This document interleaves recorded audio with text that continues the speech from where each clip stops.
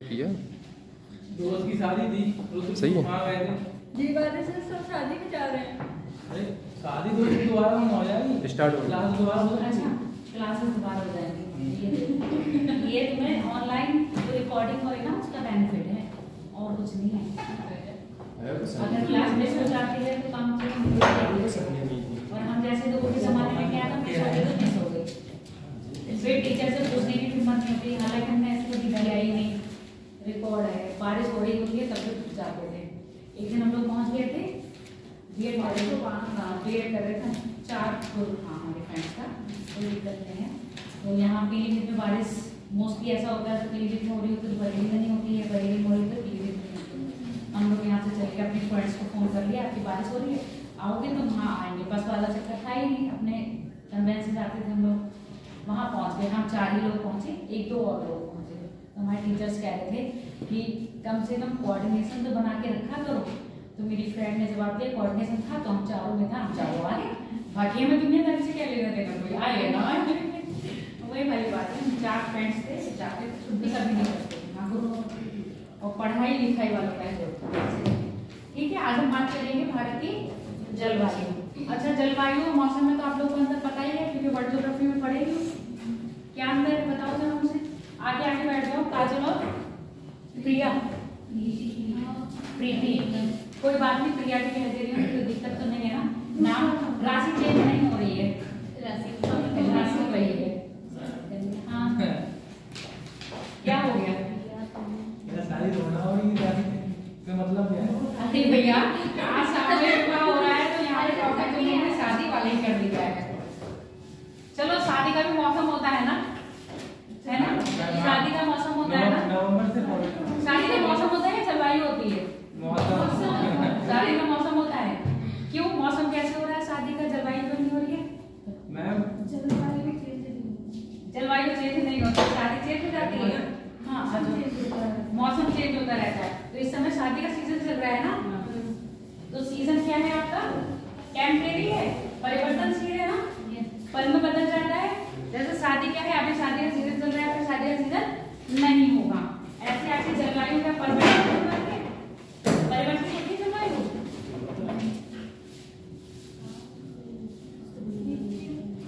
बताओ क्या जलवायु परिवर्तन होती है।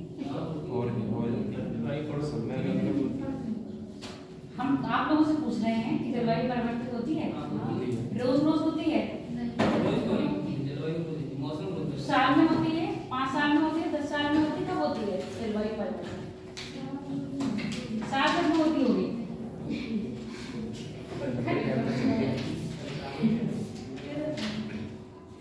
चेंज होती है जलवायु, है ना? होती है ना, ये पक्का है। कुछ परमानेंट नहीं है दुनिया में, ना आप ना मैं, आज है कल नहीं होंगे, है ना? ऐसी जलवायु भी है, चेंजेबल है, चेंज होती है नहीं, परिवर्तन होता है, पर कम से कम 30-40 साल बाद।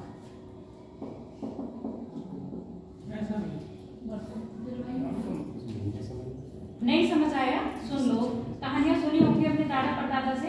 सर्दियों में हम लैंप, सूरज नहीं निकलते थे 15-15, 20-20 दिन तक। हम लोग लैंप से कपड़े सुखाते थे, यहाँ जलाते थे, उससे कपड़े सुखाते थे। होता था, सुने हो कि नहीं सुने हो? तो उस जमाने में अब आप देखो मौसम क्या चल रहा है। आज नवंबर का कौन सी डेट है? 29 नवंबर है। कपड़े क्या भूल पहने जा रहे हैं? मौसम कैसा हो रहा है? गर्मी। अब दादा जमाने के पूछो, दादा परदादा के जमाने से अक्टूबर से ही ठंड पड़ना शुरू हो जाती है। अब ठंड उस हिसाब से नहीं पड़ रही है, तो ये क्या इफेक्ट डाला? जलवायु पर इफेक्ट पड़ रहा है ना, तो एकदम चेंज हो गई। अब ये तो नहीं है कि आज आप 1 साल हुआ, मतलब आज क्या चल रही है 2023। 2023 में जैसे ठंड है, 2024 में ठंड कब चेंज होगी या नहीं? बहुत चेंजेस नहीं होंगे, बहुत चेंजेस नहीं होंगे, होंगे तो बहुत कम मात्रा में होंगे। ऐसा नहीं है कि एकदम ठंड बहुत ज्यादा पड़ जाएगी या बहुत ठंड कम पड़ जाएगी, है ना? अब हम लोग देखते हैं मोस्टली, अगर देखें तो सूरज कब नहीं दिखाई देगा। सर्दियों की बात करें बिल्कुल बहुत ठंडा होता है। जैसे कहते हैं पहले जमाने में, कहते हैं दिसंबर पूरा सर्दियों में निकलता है, दिसंबर जनवरी कड़ाके की ठंड पड़ती है, है ना? अब सिर्फ कौन से दिन पड़ेगी वो? 25 दिसंबर के बाद जो ठंड पड़ेगी और 15 जनवरी से पहले की जो 15-20 दिन के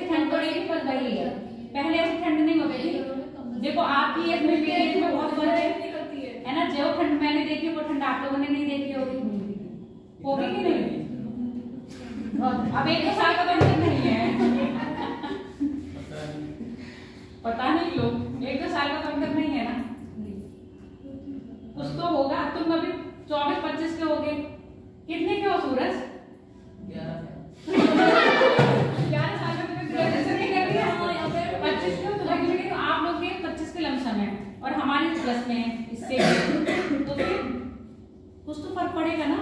तो 10 साल का अंतर समझ लो हमारी और आपकी एज में होगा, ठीक है। तो 10 साल में जलवायु का परिवर्तन आएगा कि नहीं आएगा, ठीक। और जबकि अभी मौसम में परिवर्तन क्या होता है, मौसम में परिवर्तन 1-2 साल में फटाफट होता है ना। कभी 6 महीने में हो जाता है, क्योंकि अब मानसून जब अपने पढ़ोगे तो हर 6 महीने बाद परिवर्तित होते हैं कि नहीं। तो मानसून क्या है आपका, परमानेंट नहीं है, टेम्परेरी है और बहुत जल्दी जल्दी परिवर्तन होता है, ठीक। जबकि आपकी जलवायु क्या है, जलवायु में परिवर्तन होता है पर बहुत समय बाद, कम से कम 30 साल तो लगते ही लगते हैं। अब जैसे ठंड आप अभी देख रहे हैं, हो सकता है अभी ठंड का इफेक्ट देखो, मैं कह रही हूँ ना, ठंड कम पड़ने लगी, ठंड कम पड़ने लगी, कारण क्या है?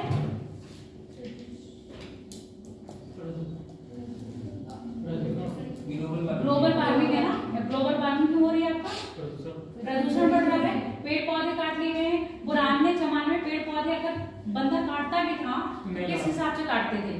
सिर्फ घर में चूल्हा जलाने के लिए या तापने के लिए, इसके बाद तो नहीं ना।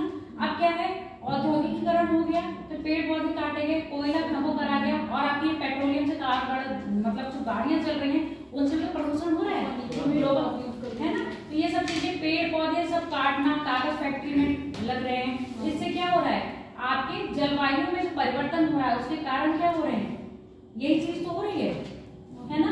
ये क्या है, मानव की क्या है क्रिया, जो मानव कार्य कर रहा है उसके कारण जलवायु में परिवर्तन हो रहा है। जो अभी मैंने आपको एग्जांपल दिया कि हमारे टाइम पे ठंड बहुत ज्यादा पड़ती थी और अब ठंड क्या पड़ रही है, कम पड़ रही है। इसका इफेक्ट कौन दे रहा है? आपके मानव दे रहा, क्योंकि मानव ने इतना अंधाधुंध क्या करा है, प्राकृतिक संसाधनों का दोहन किया है, जिसके कारण क्या हो रहा है, आपका ग्लोबल वार्मिंग बढ़ गई, ठीक है। और जो प्राकृतिक रूप से जलवायु को नियंत्रित करते हैं, ये तो मानवीकृत हुआ, जो प्राकृतिक रूप से जलवायु को क्या कर रहे हैं, कंट्रोल कर रहे हैं या डिपेंडेंट है जलवायु जिस पर, वो कौन कौन से हो सकते हैं आपके? ग्लोब पढ़े थे, ग्लोब पे अक्षांश रेखाएं पढ़ी थी, और वो पढ़े थे ट्रॉपिकल, सब ट्रॉपिकल और फ्रीज जोन पढ़ा था, फ्रीज जोन। अब यहाँ पर जो निम्न अक्षांश थे वहां पर टेम्परेचर कैसा रहता था, हाई या लो? हाई।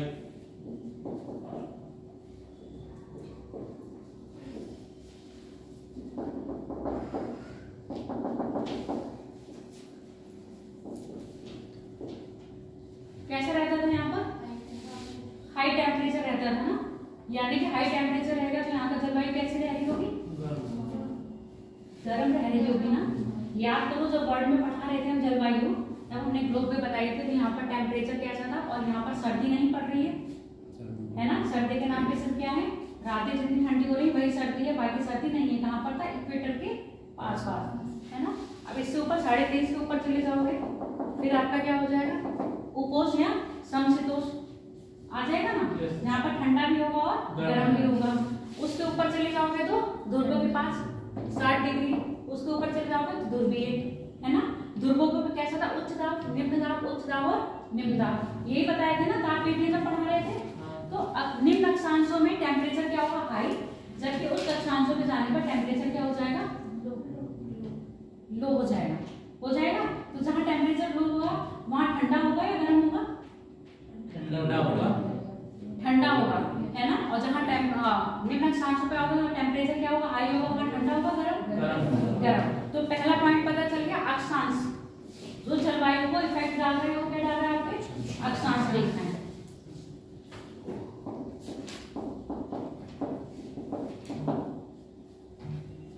अक्षांश के बाद दूसरा पॉइंट, अब ये देखो आप लोग प्लेस में रह रहे हो, पहाड़ों पे जाओगे तो मौसम में परिवर्तन आएगा कि नहीं आएगा? क्यों आ रहा है? क्योंकि यहाँ की जलवायु में वहाँ की जलवायु में अंतर है ना। और हाँ भाई तुम पूछो अंदर क्यों आ रहा है? एक बार अभी मैं सब लिखवा देंगे। नहीं क्वेश्चन अच्छा, यहाँ की जलवायु में और पर्वतीय क्षेत्र की जलवायु, मतलब यहाँ पर गर्म है पर्वत के क्षेत्र पे जाओगे तो ठंडा होता है। कारण क्यों? अक्षांश की वजह से। अक्षांश की वजह से तो नहीं हो सकता। मैं अब इसका तुम अक्षांश की बात कर रहे हो, इसके एग्जांपल ले रहे हैं। मैंने किलिमंजारो पढ़ाया था, ठीक है। अफ्रीका कॉन्टिनेंट से तीनों रेखा निकल रही है, कर्क मकर और इक्वेटर, ठीक है। इसका मतलब ये ट्रॉपिकल जोन में आ रहा है, सबसे गर्म है। तब भी वहां किलिमंजारो पे क्या है, बर्फ पाई जा रही है। रीजन क्या है? अक्षांश रेखा तो वही, अक्षांश तो स्थिति वही है ना, उस कटिबंधीय क्षेत्र में आ रहा है। अक्षांश रेखा तो वही होगी, पर तब भी वहां पर किलिमंजारो बर्फ पाई जाती है। क्योंकि गैसों का जो वितरण यहाँ पर है वो ऊंचाई पर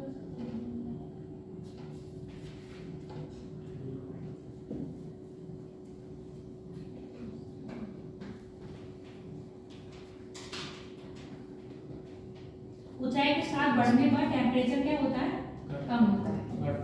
समझ में आ गया? ऊंचाई के साथ जाने पर टेम्परेचर कम होता है। और एक होती है हिम रेखा, ठीक है। जो किलिमंजारो है वो हिम रेखा को पार कर चुका है। अब मान लो हिम रेखा हम ऐसे बना दे रहे हैं, खाली एग्जांपल ले रहे हैं। 150 मीटर पे, ठीक है।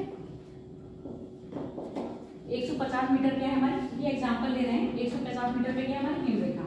अब हिम रेखा के ऊपर जितनी भी चोटियां होंगी वहां पर क्या जम जाएगी आपकी, बर्फ जम जाएगी ना। आपको ये पता है ऊंचाई के साथ टेम्परेचर में क्या हो रहा है, बढ़ रहे हैं। और ये मैंने बताया था 1 डिग्री जाने पर कितना बढ़ रहा है, बताओ, याद करो। 32 मीटर जाने पर 1 डिग्री टेम्परेचर में कमी आती है ना, बताया था। वो सब चीजें याद रखा करो। 32 मीटर ऊंचाई पर जाने पर 1 डिग्री टेम्परेचर में क्या होगी, कमी होगी। कितना होगा, 1 डिग्री। समझ में आ गया? ऊंचाई के साथ। तो दूसरा इफेक्ट क्या डाल रहा है, पहले अक्षांश डाल रहा है, दूसरा एल्टीट्यूड। एल्टीट्यूड मतलब ऊंचाई। तभी तो हम कहते हैं कि पहाड़ों की जलवायु में और यहाँ की जलवायु में फर्क है। अक्षांश भले ही सेम अक्षांश पर होंगे, पर अगर आपके यहाँ उत्तर प्रदेश में भी पहाड़ होते तब भी उसकी जलवायु में क्या होता, फर्क होता। कारण क्या है आपका, एल्टीट्यूड। क्योंकि आप निम्न एल्टीट्यूड पर हो और पहाड़ पर्वतीय क्षेत्र अधिक ऊंचाई पर है, तो एल्टीट्यूड भी फर्क डालेगा। दूसरी बात, अगला कौन सा होगा जलवायु में परिवर्तन इफेक्ट डालने वाला आपका,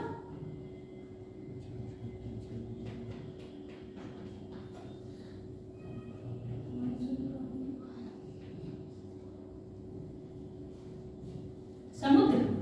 समुद्र से दूरी हो सकता है कि नहीं, समुद्र से दूरी। क्योंकि समुद्र में हवाएं कैसे चलती हैं, समुद्र में हवाएं चलती है ना, कैसे चलती हैं, समुद्र से दूरी का इफेक्ट समझ में आ रहा है आपको? देखो अब मैंने क्या कहा, भारत के इधर क्या है, अरब, इधर हिंद, इधर बंगाल की खाड़ी, तीनों तरफ समुद्र है। अब यहाँ पर स्थल है, स्थल की अपेक्षा जल जल्दी गर्म होगा या देर से,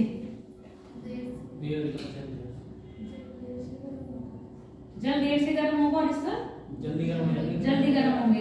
तो यहाँ पर टेम्परेचर में अंतर आएगा दोनों की, नहीं आ जाएगा।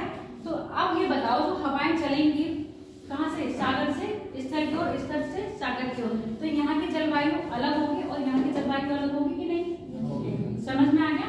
तो आपकी क्या है, समुद्र से दूरी, समुद्र से स्थल की दूरी कितनी है उसमें भी। अब आपको देखो दक्षिण भारत में जलवायु अलग है और उत्तर भारत की जलवायु अलग है और पर्वतीय क्षेत्र की जलवायु अलग है कि नहीं है? और इधर मरुस्थल क्षेत्र की जलवायु अलग है कि नहीं? अगर जलवायु सेम होती तो यहाँ मरुस्थल पाए जा रहे होते, अगर जलवायु सेम होती यहाँ की तो यहाँ मरुस्थल पाए जा रहे होते नहीं। जबकि मरुस्थल आपको कहाँ पाए जा रहे हैं, राजस्थान पश्चिमी में पाए जा रहे हैं ना। और इधर देखो तटीय क्षेत्र में गर्म क्षेत्र पाया जा रहा है। पहली बात कर्क रेखा है, दूसरी क्या है आपके, समुद्र से दूरी। दूसरा पॉइंट क्या हो गया आपका, समुद्र से दूरी कितनी है किसी भी स्थल की। अगर वो समुद्र के पास है तो वहां पर हवाएं कैसी होंगी, समुद्र से स्थल की ओर चलती होंगी, स्थल से समुद्र की ओर चलती होंगी, ठीक है।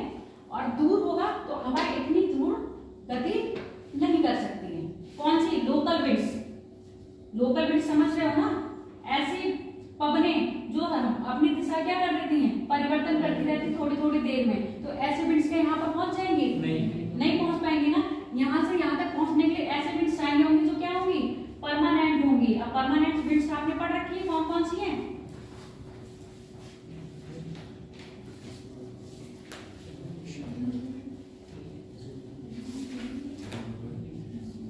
जिनको हम प्राइमरी विंड्स भी कहते हैं, प्राथमिक हवाएं।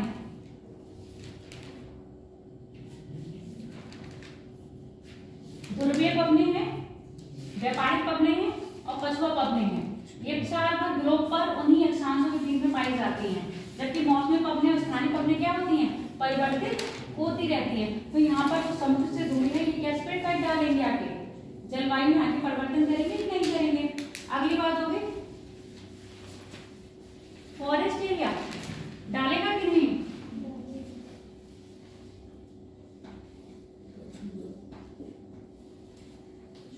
वन क्षेत्र जलवायु को परिवर्तन करेंगे? कैसे करते हैं? क्योंकि मैम जहाँ पे पेड़ पौधे ज्यादा होंगे प्रदूषण कम होगा, तो गर्मी कम होगी, तो ग्लोबल वार्मिंग कम होगी। गर्मी कम होगी पक्का? जहाँ वन ज्यादा होंगे वहाँ गर्मी कम होगी।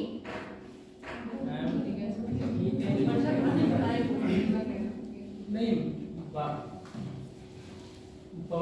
जहाँ वन होंगे वहाँ बारिश भी ज्यादा होगी।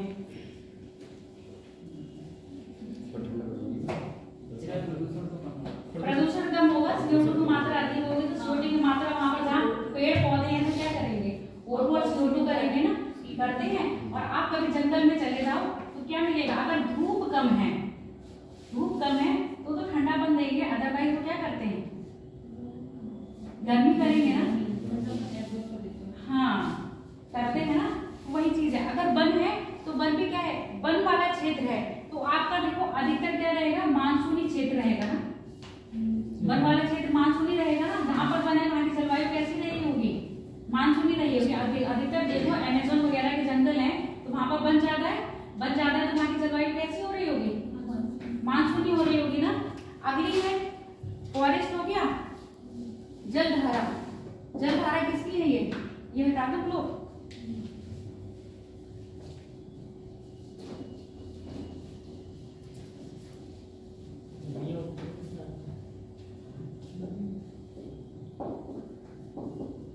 जलधाराएं कहाँ बहती है, बताओ? समुद्री फ्रंट पढ़े थे, सब पढ़े हो पर याद कुछ भी नहीं है। किस पार्ट में बांटा था हमने जलधाराओं को, ठंडी जलधारा और गर्म जलधारा, ठीक। अब यहाँ पर एग्जाम उसमें भी टेस्ट में भी क्वेश्चन दिया था, ठंडी जलधाराएं जहाँ होंगी वहां पर तटीय क्षेत्र में वर्षा अधिक होगी या कम होगी? वहां वर्षा ही नहीं होगी, क्योंकि ठंडी जलधाराएं क्या होंगी, शुष्क होती ही नहीं है, शुष्क होती है, नमी नहीं युक्त होती है ना। और गर्म जलधाराएं क्या होती है, नमी युक्त होती हैं। और जो हवाएं नमी युक्त होंगी वहां पर क्या होगी, वर्षा होगी। ठंडी जलधारा कैसी है, शुष्क है, यानी कि जिस क्षेत्र में ठंडी जलधारा बह रही होगी उसके तरफ अधिकतर क्या पाए जाएंगे, मरुस्थल पाए जाएंगे। और तटीय क्षेत्रों में जहां पर गर्म जलधारा होगी वहां पर वर्षा अधिक होगी, जबकि इधर स्थान पर जाओगे तो वर्षा कम होती जाएगी। इसका एग्जाम्पल आप आगे देखते रहना, जो केरल और ये आपका कौन सा है, ये मेघालय का क्षेत्र है। भारत में सबसे ज्यादा, भारत में क्या लोग जिसमें सबसे ज्यादा बारिश का क्षेत्र कौन सा है आपका, मेघालय का पठार यहाँ पर ही है ना। यहाँ पर ऐसी सिचुएशन बन रही होगी, यहाँ सर्वाधिक वर्षा हो रही है, कितनी होती है, लगभग 300 से 400 सेंटीमीटर तक वर्षा पूरे साल में हो जाती है, ठीक है। जलधारा हो गई। इसके बाद और कौन सा हो सकता है, जलवायु को परिवर्तन या नियंत्रण करने वाला कारक, माउंटेन हो सकते हैं, पर्वत,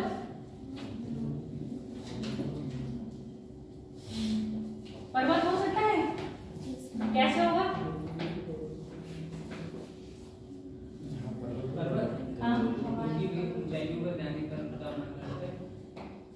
एक ही हो गया। और भारत में पर्वत इफेक्ट कैसे डाल रहा है,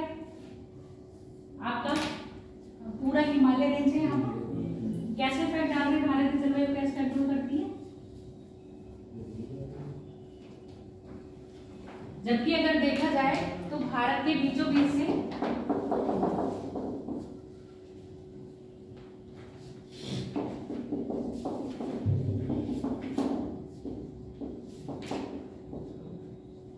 ये क्या है आपकी कर्क रेखा है ना, और यहाँ नीचे क्या है आपका 0 डिग्री हम मान लेते हैं। 0 डिग्री से कर्क रेखा के बीच कौन सा बढ़ता है?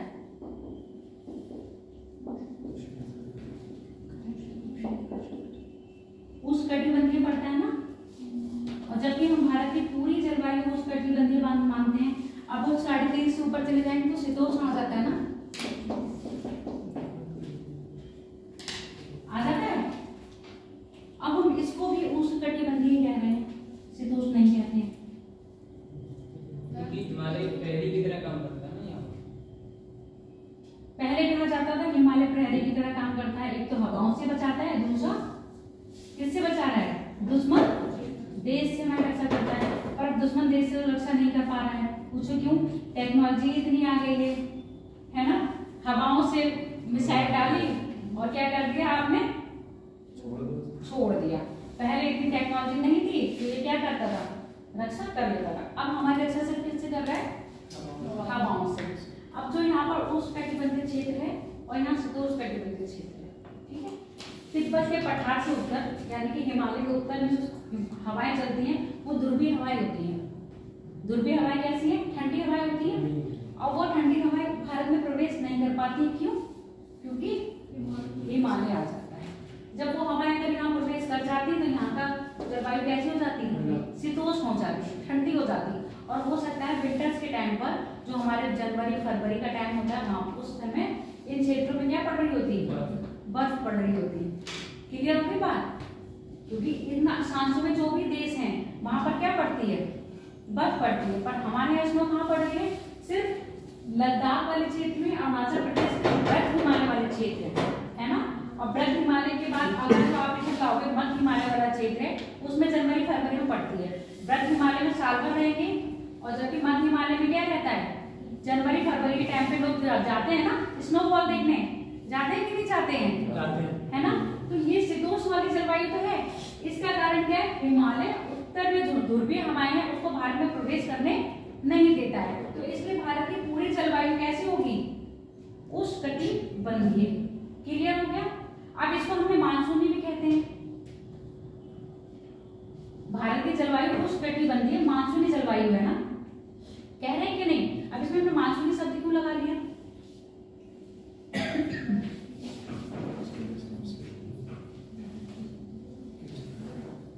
बताओ मानसूनी शब्द क्यों लगा रहे हैं? क्योंकि इसमें 2 बार मानसून आता है। मानसूनी का मतलब हो गया मौसम के हिसाब से परिवर्तन। अभी मैंने बताया समुद्र है ना, भारत के तटीय क्षेत्र है ना, तीनों तरफ से समुद्र से घिरा हुआ है। तो यहाँ भी इसके 6 महीने कैसे हवाएं चलती होंगी? स्थल से पवन की, वो स्थल से समुद्र की ओर, और 6 महीने समुद्र से स्थल की ओर। अब ये मुझे बताओ स्थल से समुद्र की ओर कौन से 6 महीने चलती है, और समुद्र से स्थल की ओर कौन से 6 महीने चलेगी? थोड़ा दिमाग लगाना। यहाँ पर बस टेम्परेचर का इफेक्ट है कि समुद्र कब गर्म होंगे और स्थल कब गर्म होंगे। इस समय स्थल गर्म है, ठंडे हैं।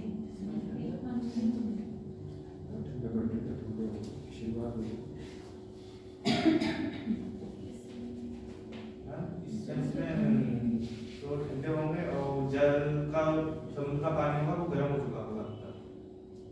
हाँ, तो हवाएं कैसे चल रही होगी? स्थल से समुद्र की ओर, यानी कि यहाँ पर होगी निम्न दाब की स्थिति,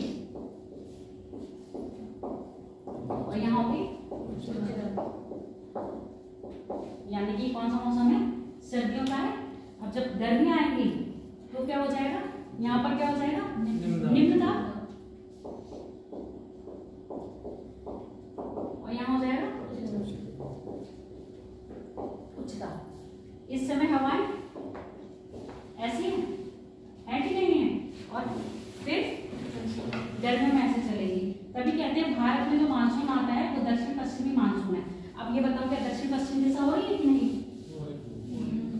हो रही है। आगे क्लियर बात हो रही है कि कैसे मानसूनी बात करी हमने, क्योंकि अब जो सर्दियों में हवाएं चलेंगी वो कैसे चल रही है? स्थल से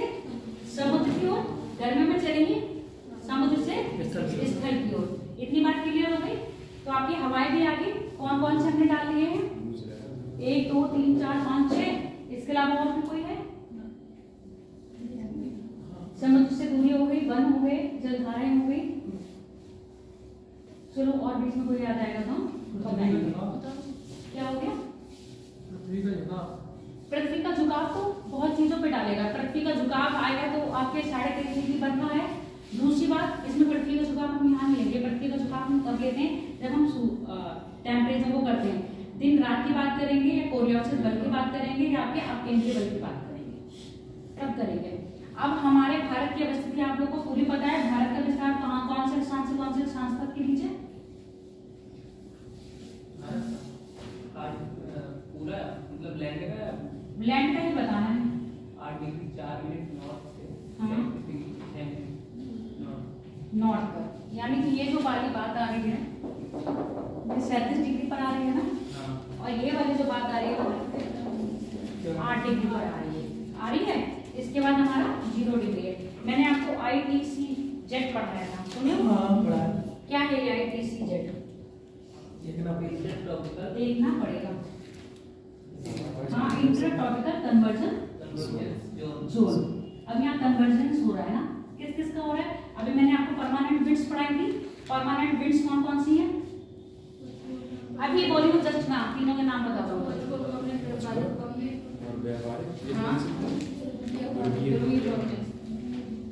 दुर्व्यय बवनी। आप देखते जाओ, ये हमने बनाया लो। अब हम बात करेंगे 0 डिग्री पर। 0 डिग्री पर सेंट्रीफ्यूगल बल फोर्स जो होता है, जिसको केंद्रीय बल भी कहते हैं, अपकेंद्रीय बल भी कहते हैं, उसका मान सर्वाधिक होता है। ठीक है, उसका मान क्या होगा? सर्वाधिक होगा, और ये 5 डिग्री तक रहता है। जब मैं आपको चक्रवात पढ़ाई थी तब भी बोली थी अक्षांश यानी कि ध्रुवों के आसपास कभी भी क्या नहीं आएगा? चक्रवात नहीं आता। बताया था ये बात, ध्रुवों के आसपास कभी चक्रवात नहीं आता। कारण क्या है? यहाँ पर अपकेंद्रीय बल का मान क्या होता है? सर्वाधिक होता है। ठीक, जैसे जैसे आप ध्रुवों की तरफ जाओगे अपकेंद्रीय बल का मान क्या हो जाएगा? कम होगा। ठीक है रवि, केंद्र का मान क्या होगा? केंद्रीय बल का मान कम होगा। तो जितने भी आपके क्या हो रहे हैं चक्रवात आते हैं, वो कहां पर आएंगे? ध्रुवों पर। तो समुद्र के किनारे या तटीय क्षेत्रों में अधिकतर आप चक्रवाती मौसम देखते हो। आपने भारत में चक्रवाती मौसम कहाँ कहाँ पाया जाता है, या चक्रवाती वर्षा कहाँ कहाँ पाई जाती है? बंगाल की खाड़ी में और अरब सागर में, है ना। अधिकतर चक्रवात आते हैं ना बंगाल की खाड़ी में। कहते हैं यहाँ के जो तटीय क्षेत्र होते हैं, तटीय मैदान होते हैं, क्या आपने यहाँ पर आपने चक्रवाती हवाएं देखी है या चक्रवाती वर्षा देखी है? उत्तर भारत में कभी चक्रवाती हवाएं या चक्रवाती वर्षा होती हुई देखा या सुना?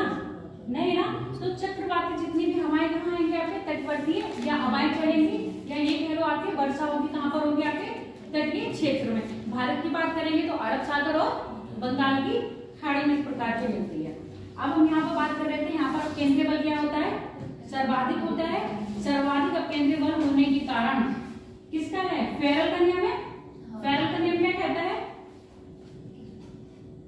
पवनी क्या होंगी? उत्तरी गोलार्ध में अपनी कहाँ मुड़ेंगी?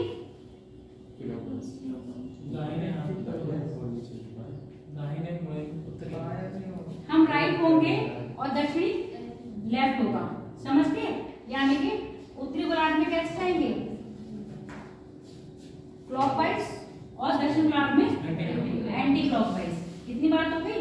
पर ये जो काम होगा ये 5 डिग्री से ऊपर होगा, 5 डिग्री के बीच में नहीं हो रहा होगा। अगर ये काम यहाँ हो रहा होता तो चक्रवात यहाँ आ रहे होते ना। इक्वेटर के पास आपका कौन सा फेरल का नियम काम नहीं करता, और ये हवाएं घूमती क्यों है? कोरियोलिस बल के कारण है ना। तो कोरियोलिस बल कहाँ आकर पेपर में आ जाएगा? निम्न में ऐसे कथन दे दिया जाएगा कि इक्वेटर के पास चक्रवात नहीं आते हैं, यहाँ पर कोरियोलिस बल का मान सर्वाधिक होता है। कैसा है? नहीं। हाँ, आप केंद्रीय बल का मान सर्वाधिक होगा और कोरियोलिस बल का मान यहाँ पर 0 होगा। जब यहाँ पर कोरियोलिस बल काम नहीं करेगा तो ये घुमाएगा भी नहीं। ऐसा समझो, अगर आपसे दुबला पतला आदमी कोई मिलेगा और आप तगड़े हो तो आप दुबले पतले आदमी को मार दोगे ना, वो आपको नहीं मार पाएगा। जो केंद्रीय बल है क्या है, वो बहुत सर्वाधिक है ना, और जो कोरियोलिस बल है वो क्या है, दुबला पतला है। तो किसको मार दिया उसने, कोरियोलिस बल को डेड कर दिया। तो यहाँ पर कोरियोलिस बल काम नहीं करा, जबकि 5 डिग्री से जब ऊपर जाओगे तो आपका कोरियोलिस बल क्या करने लगेगा, काम करने लगेगा। और कौन सा बल अब कम होता जा रहा है आपका, अब केंद्रीय बल कम होता जा रहा है। क्लियर हो गया। तो अब जो हवाएं जो घूम रही हैं वो कहाँ घूम रही हैं, दक्षिण गोलार्ध में, वो उत्तरी गोलार्ध में अपने दक्षिण, और दक्षिण गोलार्ध में अपने दाएं तो होगा, ये उसमें सॉरी ये दायां होगा और ये बायां होगा। ऐसे करो, अपने दाएं मुड़ती हैं और उत्तरी और दक्षिण गोलार्ध में अपने बाएं मुड़ती हैं। अब जब ये हवाएं ऐसे मुड़ रही हैं, अब सुनते जाओ, ये हवाएं कौन सी चल रही हैं। अब आपको पता है व्यापारिक पवनी कहाँ चल रही है, 10 डिग्री से 30 डिग्री के बीच में, या कहीं कहीं दे रखा होगा 5 डिग्री से 35 डिग्री, 10 से 35 दे रखा होगा और 5 से 30 दे रखा होगा। ठीक है, ये दोनों अक्षांशों में चलती है कौन सी आपकी, व्यापारिक पवनें। अब व्यापारिक पवनों की जो दिशा होती है, उत्तरी गोलार्ध में होती है ये, और दक्षिण गोलार्ध में होती है ये। अब दिशाएं बताओ कि कौन सी है, ये दिशाएं बताओ कौन सी है। ऊपर वाली होगी पूर्व उत्तर, हाँ, नीचे वाली होगी दक्षिण पूर्व। ठीक है, ये है व्यापारिक पवनों की दिशा, उत्तरी गोलार्ध में और दक्षिण गोलार्ध में अलग। अब इसको जो यहाँ समझाने वाली हूँ आईपीसी कैडेट को, वो यहाँ समझो आप।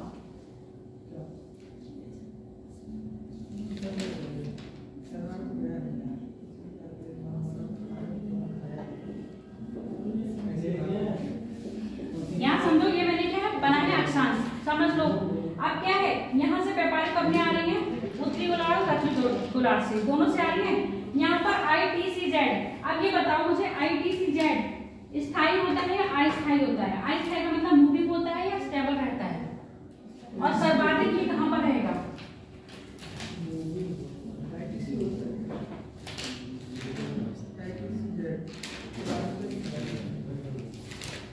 ये कॉन्सेप्ट समझ लो कि जलवायु अच्छी तरह समझ में आ जाएगी। आज ये कॉन्सेप्ट क्लियर करना है आप लोगों को।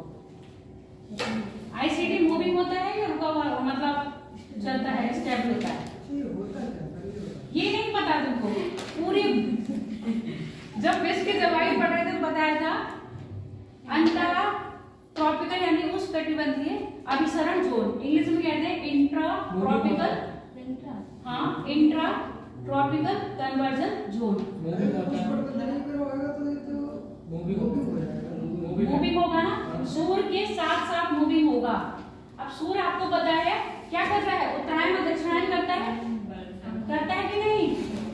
सूर्य पूरे साल कैसे घूमता है, याद कर लो पिछली क्लासेस। मतलब प्रकाश जो होता है, सूर्य नहीं घूमता है, सूर्य भी मूविंग करता है, सूर्य राउंड भी कर रहा है। इस ब्रह्मांड में जो भी चीज है वो रुकी हुई नहीं है, सिर्फ इंसान के अलावा। वो ये चाहता है बस मैं यूं बैठा रहूं और सब चीजें मेरे सामने आ जाए।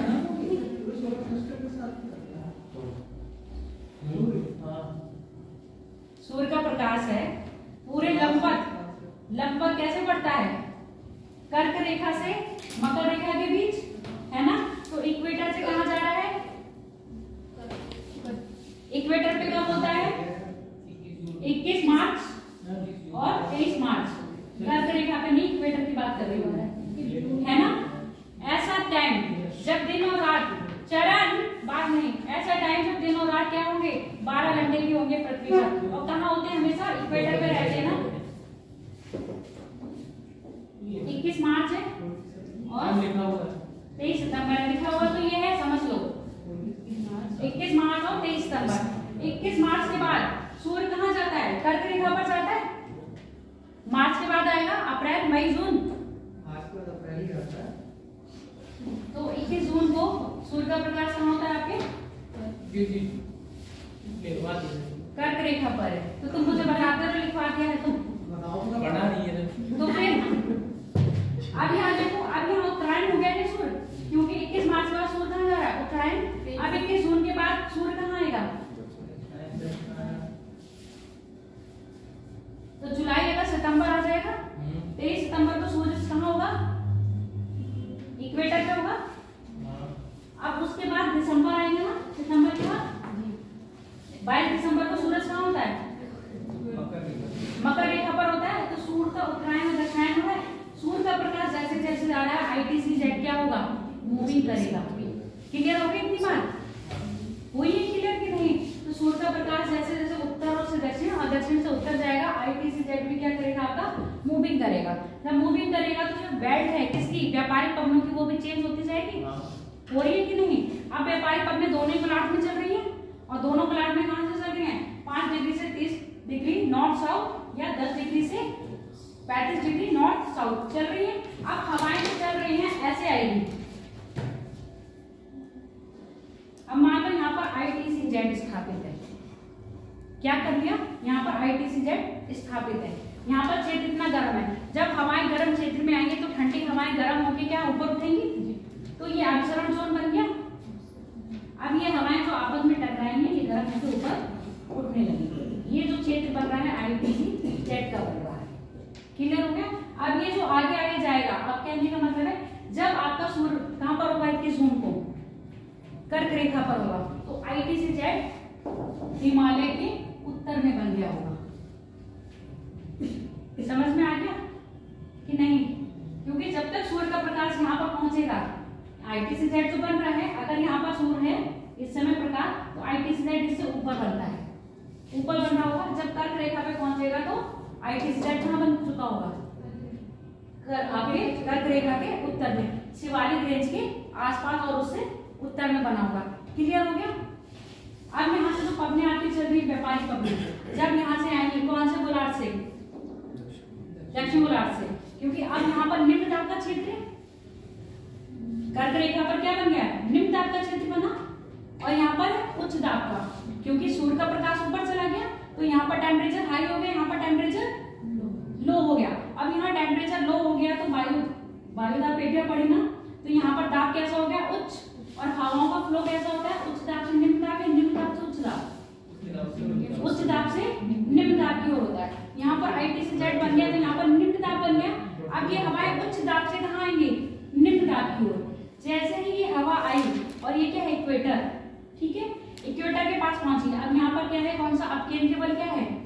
सर्वाधिक है, जिसके कारण आपका कोरियोलिस बल काम नहीं कर रहा, तो यहाँ पर हवाएं नहीं घूमेंगी, तो यहाँ हवाएं तो सीधी रह जाएंगी ना। मैंने क्या कहा? अगर पृथ्वी घूमती नहीं, या पृथ्वी पे अपकेंद्रीय बल काम नहीं करते, या पृथ्वी पर कोरियोलिस बल काम नहीं करता है, तो हवाएं की क्या होती? ध्रुवों से इक्वेटर की ओर चलती, सीधी हवाएं चलती, हवाएं घूमती नहीं। और हवाओं को घुमाने का काम कौन कौन कर रहा है? पृथ्वी का खुद अपना घूर्णन। पृथ्वी के घूर्णन के कारण उसमें क्या हो रहा है? आपके सेंटर पे क्या लग रहा है? सेंट्रीफ्यूगल फोर्स लग रहा है, और उसके कारण आपका कोरियोलिस बल भी काम कर रहा है। अब यहाँ पर क्या है? जैसे ही 5 डिग्री पार करेंगे, कोरियोलिस बल क्या करने लगेगा? अपना काम करने लगेगा। अब ये व्यापारिक पवनें कहाँ से आई हैं? दक्षिण पूर्व, दक्षिण पूर्व से आई ना। एक हवा चल रही है दक्षिण पूर्व से, दूसरी हवा चल रही है आपके उत्तर पूर्व से। जब ये हवाएं ITCZ में आएंगी तो ये अपना मूव कर लेगी, ये मूव करेगी ना ऐसे, और कहाँ चली जाएगी? दक्षिण पश्चिम में आ जाएगी कि नहीं? ऐसे आई, टर्न करेगी कहाँ? राइट करेगी ना, क्लॉकवाइज टर्न करेगी। अब जैसे ही भारत के उत्तरी गोलार्ध में पहुंचेगी, क्लॉकवाइज टर्न कर जाएगी ना। फेरल का नियम क्या कह रहा है? जैसे ही व्यापारिक पवनें क्या होंगी? उत्तरी गोलार्ध में एंटर करेंगी, मूविंग कहाँ हो जाएगी उनकी? अपने दाहिने मुड़ के, यानी कि क्लॉकवाइज आएगी। अब ये ऐसे आई, जैसे उत्तरी गोलार्ध में एंटर करेंगे कहाँ मुड़ गई? अपने दाहिने। अब जैसे ही ऐसे आके अपने दाहिने मुड़े तो भारत में कौन सा मानसून आएगा? दक्षिण पश्चिमी मानसून आ जाएगा कि नहीं आ जाएगा? और दक्षिण पश्चिमी मानसून जब आता है, आपने वो भी पढ़ा होगा, एल नीनो लाल नीनो सो पढ़ा होगा। और मैंने कहा भी था पढ़ लेना, क्योंकि आगे जलवायु पढ़ोगे किसकी? भारत की, तब आपसे पूछा जाएगा। अब मुझे बताओ एल नीनो लाल नीनो क्या है, और इफेक्ट इसका भारत पे मानसून पे क्या पड़ता है? ये एक प्रकार का मौसम तंत्र है, 5 से 10 आसपास की गहरी है। और ये उठता कहाँ पर?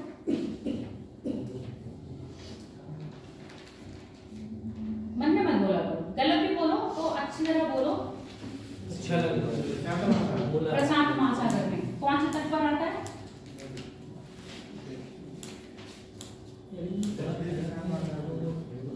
ये बताओ, इतनी बात जो मैंने क्लियर करी है वो क्लियर है? ITCZ पूरा क्लियर हो गया है आपको? पता है? अब ये बताओ, मैंने 22 दिसंबर को बात करी थी, कहाँ पर रहेगा इक्वेटर? सूर्य का प्रकाश लंबवत कहाँ पड़ रहा होगा 22 दिसंबर को? मकर रेखा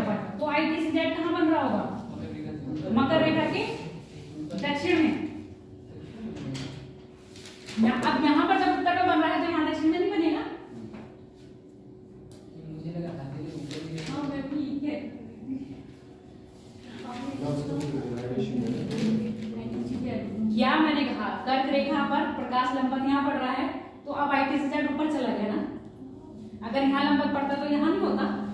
अब इसी के अपोजिट जाओ ना, इसी को अगर मिरर रीजनिंग देखे हो कि नहीं देखे हो, यहाँ पर मिरर रीजनिंग लगाओगे। अब यहाँ पर ये सोचो मैप है, 0 डिग्री में क्या रखा हुआ है आपका, मिरर रखा हुआ है। अब यही भारत को उल्टा करके पानी में देखोगे तो ITZ इधर जाएगा ऊपर जाएगा। अरे ऐसे करो, मिरर में देखोगे तो ऐसे ही ना, जब ITZ 22 दिसंबर को क्या हुआ, मकर रेखा पर है तो मकर रेखा पर ना बनके थोड़ा सा दक्षिण में बनेगा। अब जब वहां पर ITZ बन रहा है तो वहां पर क्या है, पेरू की जलधारा सुनी हो, कैसी है पेरू की जलधारा, ठंडी है गरम है, पेरू की जलधारा ठंडी है गरम है, ये गर्म है, नहीं ठंडी है, यहाँ पे सूखा है, ठंडी देख लिया, ठंडी जलधारा है। और ठंडी जलधारा पेरू यानी कि आपके दक्षिण अमेरिका का तट है ना। दक्षिण अमेरिका में कहाँ है पेरू, जो और कहीं है, गया नहीं गया तो बैठी नहीं हूँ, मतलब गई तो बैठी नहीं हूँ। देखो ऐसे बना लो, ये है दक्षिण अमेरिका। दक्षिण अमेरिका ये वाला क्षेत्र कौन सा हो रहा है, चिली का हो रहा है। चिली में कौन कौन से वो है मरुस्थल, अटकामा है, अटकामा है ना, ठीक है, चिली का मरुस्थल है। यहीं पर आपकी पेरू की जलधारा कैसे आ रही है।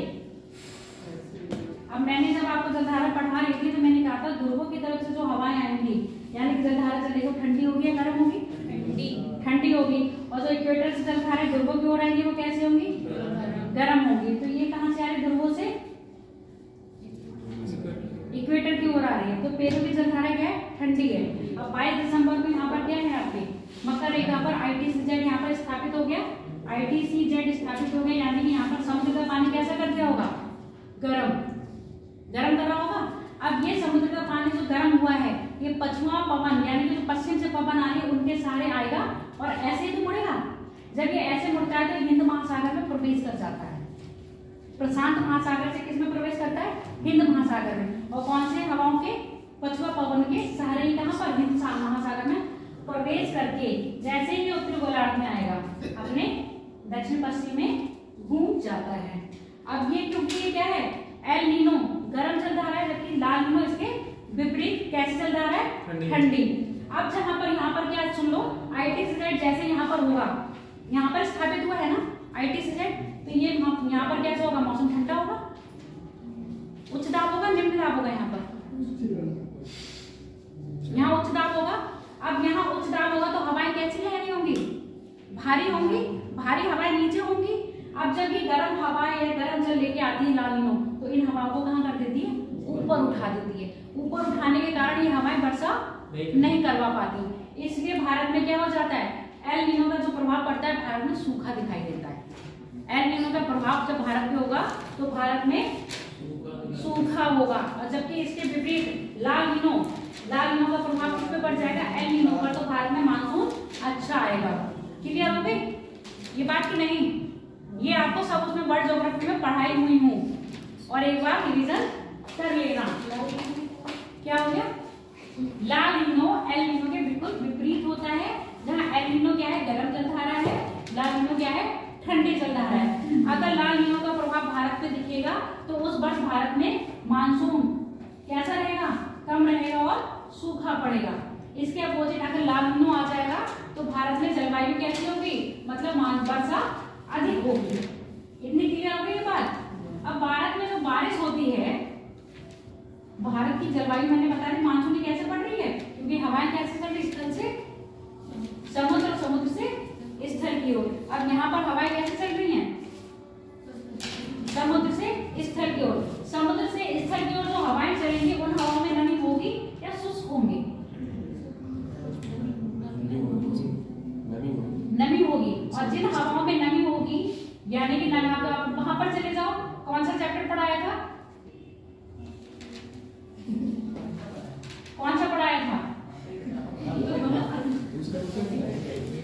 जब मैं वायु दाब पढ़ा रही थी उसी में मैंने जलधारण बताया था, वायु की जलधारण क्यों बनाया था, याद कर लो, ऐसे क्यों बना के पढ़ाए थे कि नमी क्या होती है? किसी भी वायु दाब की बात कर रहे थे ना कि वायु में नमी को धारण करने की क्षमता। जब नदियां, जब वायु कहाँ से है? समुद्र से आएगी तो उसमें नमी धारण कर लेगी बहुत ज्यादा।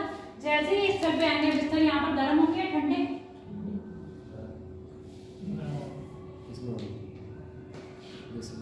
स्थल कैसे होंगे? गर्म होंगे ठंडे?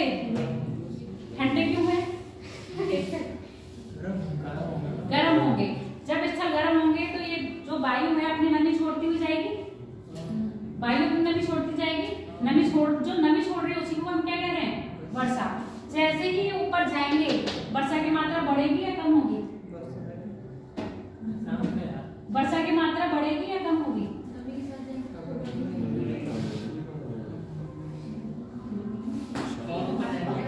यहाँ पर है, यहाँ से वायु ने क्या ली है? नमी ले ली। अब जैसे स्थल पे जा रहे हैं ऊपर तक, है ना? अब ये बताओ वायु की जो वर्षा की मात्रा होगी बढ़ेगी या कम होगी? स्टार्टिंग में मैंने क्लास करी थी, मैंने कहा था भारत का ये तटीय क्षेत्र और ये वाला क्षेत्र, यहाँ पर वर्षा सर्वाधिक होती है, यहाँ पर वर्षा सर्वाधिक नहीं होती है। तो जैसे ही क्या जाएंगे? ऊपर जाएंगे, वर्षा की मात्रा क्या होती जाएगी? कम। अब ये जो तटीय क्षेत्र है यहाँ पर जो वर्षा होती है ये कौन सी वर्षा कहलाती है? पर्वतीय वर्षा। जब वर्षा पढ़ाए थे तब भी वर्षा के प्रकार बताए थे, संवहनीय वर्षा भी बताई थी, पर्वतीय वर्षा भी बताई थी, बताया था कि नहीं? अब यहाँ बताओ, यहाँ पर कौन सी वर्षा हो रही होगी? पश्चिमी तट पर। मानसून ही पढ़ा रहे हैं पूरा। यहाँ बताओ, पर यहाँ इस क्षेत्र में जो बारिश होगी वो कौन सी वर्षा होगी? पर्वतीय वर्षा कहलाएगी या संवहनीय वर्षा कहलाएगी? पर्वतीय वर्षा कहलाएगी। क्यों? यहाँ पर पश्चिमी घाट पड़े थे कि नहीं पड़े थे? पर्वतीय श्रेणी पड़ी थी, सह्याद्री श्रेणी है। अब जब ये हवा, अब पर्वतीय वर्षा कैसी थी? जब ये हवाएं चलती हैं तो क्या करती हैं? पर्वत के सारे ऊपर उठती हैं, और जैसे ही ऊपर उठेंगी तो हवाएं क्या हो जाएंगी? संवहन करेंगी। वर्षा बढ़ा रहे थे तो संवहन हो रहा है कि नहीं? जब ये ऊपर उठनी है तो गर्म होती जा रही है, गर्म होकर अपनी नमी को क्या कर रही है? छोड़ती जा रही है। इसलिए ये सारी हवाएं बारिश कहाँ कर देंगी? इसी तरफ कर देंगे। और इसके इधर क्या होगा? छाया वृष्टि प्रदेश कहा जाता है कि नहीं? आपके इस तट पे सर्वाधिक वर्षा हो रही है कौन से तट पर हो रही है? आपके पश्चिमी तट पर हो रही है। और पश्चिमी तट पर जो वर्षा होती है कैसी हो रही है? आपकी पर्वतीय वर्षा हो रही है। जबकि इसके अपोजिट, इसके पीछे जितना भी होगा सारा शुष्क रहता है। जिस समय इस यहाँ पर भारत, संपूर्ण भारत में बारिश हो रही होती है। भारत का एक क्षेत्र ऐसा होता है जो वर्षा से विहीन होता है, कोई भी स्कैच नहीं चल रहा है। ऐसा कौन सा है? ये वाला तट बिल्कुल कैसा रहता है? सूना रहता है। कारण क्या है? यहाँ पर क्या है? पश्चिमी घाट है। पश्चिमी घाट के सारी वर्षा किधर हो जाती है? पश्चिमी तट पर हो जाती है। यहाँ पर आपकी कौन सी श्रेणी आ गई है? अरावली। यहाँ आपकी आ गई विंध्य श्रेणी। अब जब दक्षिण पश्चिमी मानसून आया, अब मैं इसको थोड़ा सा रख कर दूं, है ना? बहुत किचर हो रही है।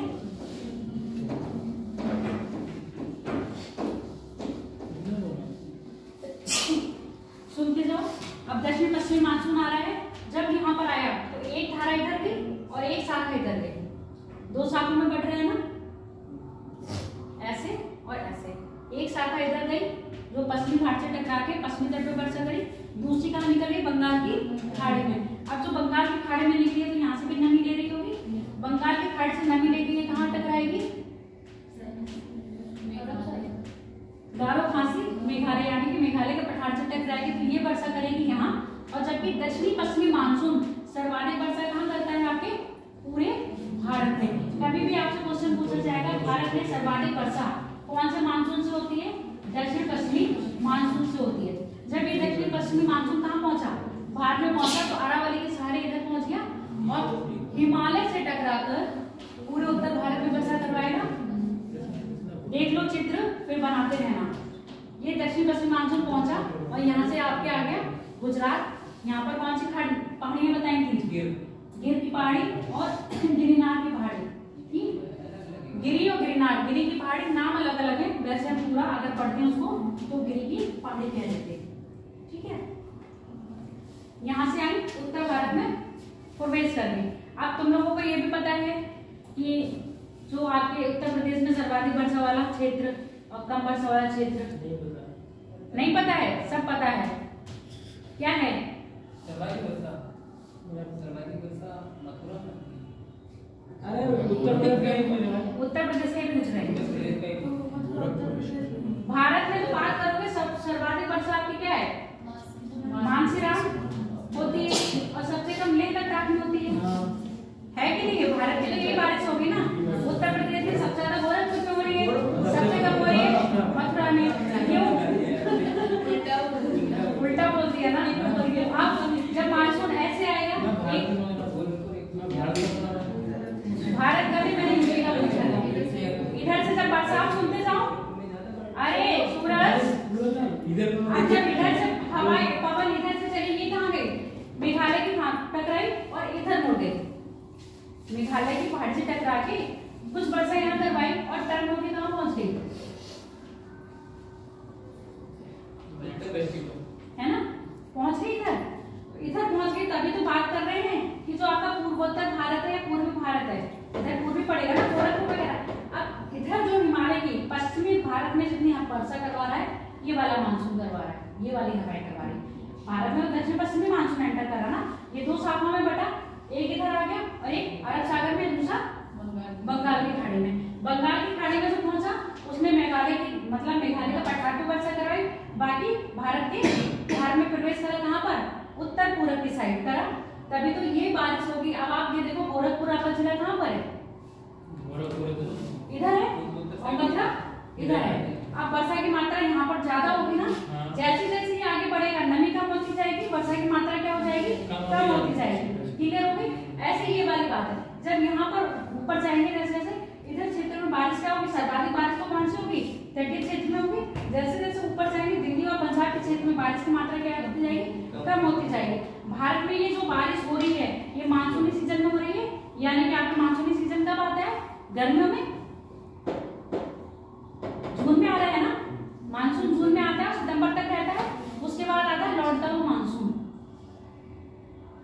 अभी पूरे भारत में बारिश हो रही है कि कोरोमंडल तट पर सूखा पड़ा है। और आपका पुणे वाला क्षेत्र, महाराष्ट्र का ये कौन सा वाला क्षेत्र होगा? महाराष्ट्र का पुणे वाला क्षेत्र होगा। अब ये महाराष्ट्र का पश्चिमी क्षेत्र होगा या पूर्वी क्षेत्र है? पूर्वी महाराष्ट्र या पश्चिमी महाराष्ट्र है? पूर्वी महाराष्ट्र साइड क्षेत्र आता है। क्यों आ रहा है? क्योंकि ये क्या है? पश्चिमी तट। पश्चिमी तट के इधर कौन सा पार्ट है? ये पश्चिमी तट के पूरब में सारी वर्षा हो जाती है और पश्चिमी तट के पश्चिमी तट के पश्चिम में सारी वर्षा हो रही है और पश्चिमी तट के पूरब में बिल्कुल छायावृष्टि प्रदेश है। अब छायावृष्टि प्रदेश है तो यहाँ पर कौन सी समान प्रकार की वनस्पति पाई जाएगी कि नहीं? मैंने कहा था कोपेनहेगन पढ़ के आना।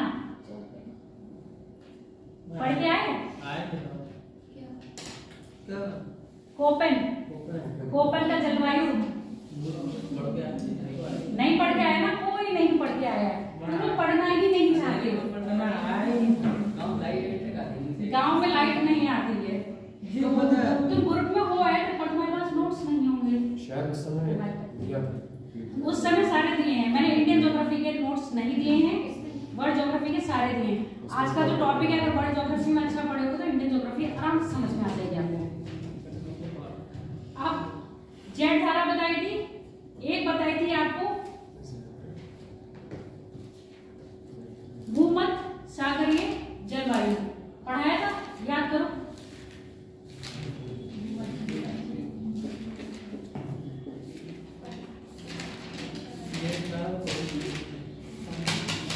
पढ़ाया ना। और इस कौन से जोन में रखा जाता है इसको? किसे? सी में बोल दे रही हूँ। अब यहाँ विंटर ड्राई होता है या समर ड्राई होता है?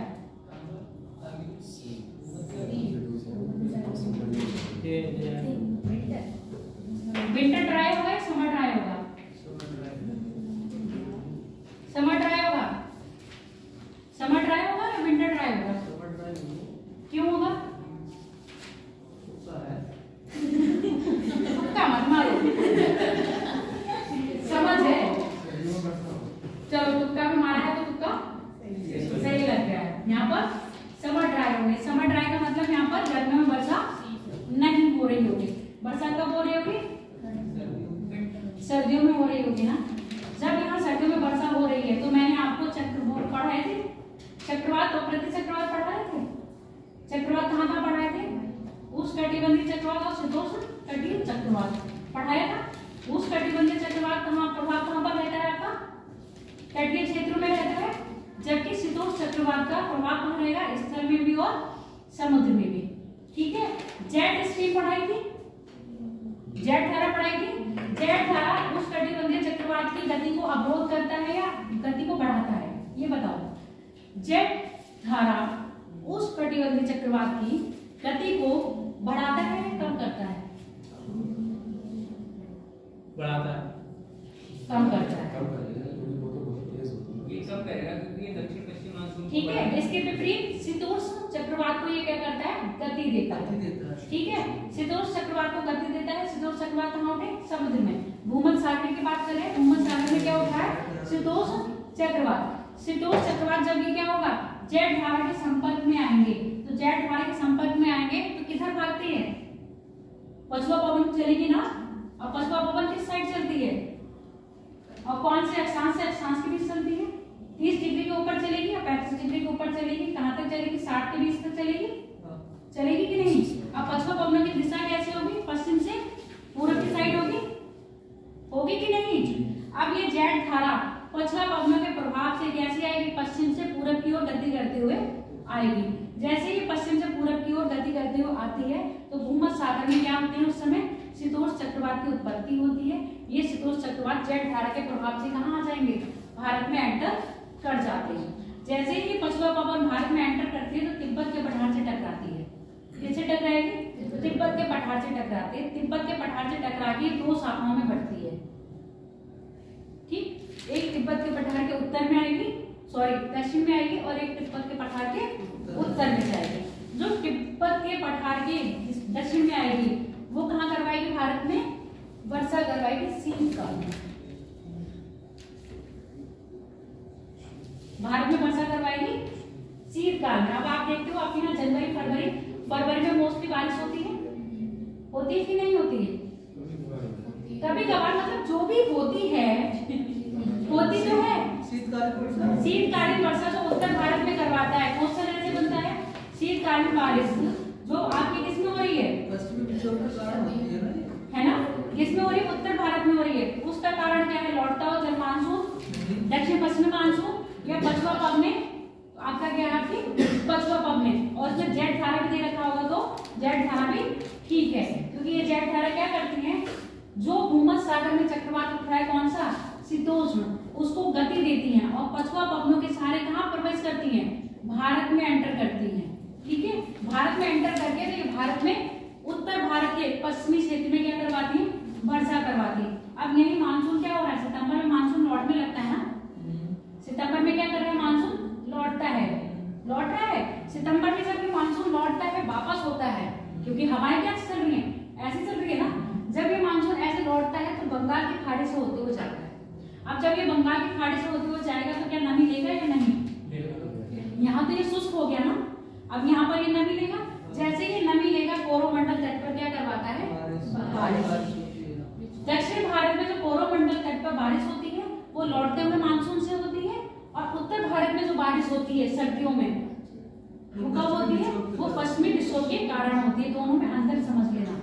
कोरोमंडल तट पर जो बारिश हो रही है वो लौटते हुए मानसून से हो रही है, और लौटता हुआ मानसून कहाँ से नमी ले रहा है? बंगाल की खाड़ी से। और जबकि पश्चिमी विक्षोभ के कारण जो बारिश होती है उत्तर भारत में वो किससे हो रही है? आपके भूमध्य सागरीय, जिसको कहते हैं CS प्रकार के जलवायु। सी मतलब कौन सी जलवायु थी? सी। कोपेनहेगन ने 5 जलवायु माने थे। किसमें बांटा था? ABCDE बांटा था कि नहीं? ए जलवायु ऐसी थी जहां पर हमेशा बारिश होगी, जिसको हम उष्णकटिबंधीय क्षेत्र में रखते हैं। बी कौन सी थी? बिल्कुल शुष्क, जहां पर मरुस्थल पाए जा रहे हैं। सी कौन सी थी? शीतोष्ण। डी कौन सी थी? ऐसी जहां पर क्या हो रहा है? ठंडा भी है और गर्म भी है, और ध्रुवीय मतलब ई टाइप की रखी गई थी। ठीक है, तो भारत को भी उसमें बांटा गया है। उसमें हमने दिए 9 कैटेगरी।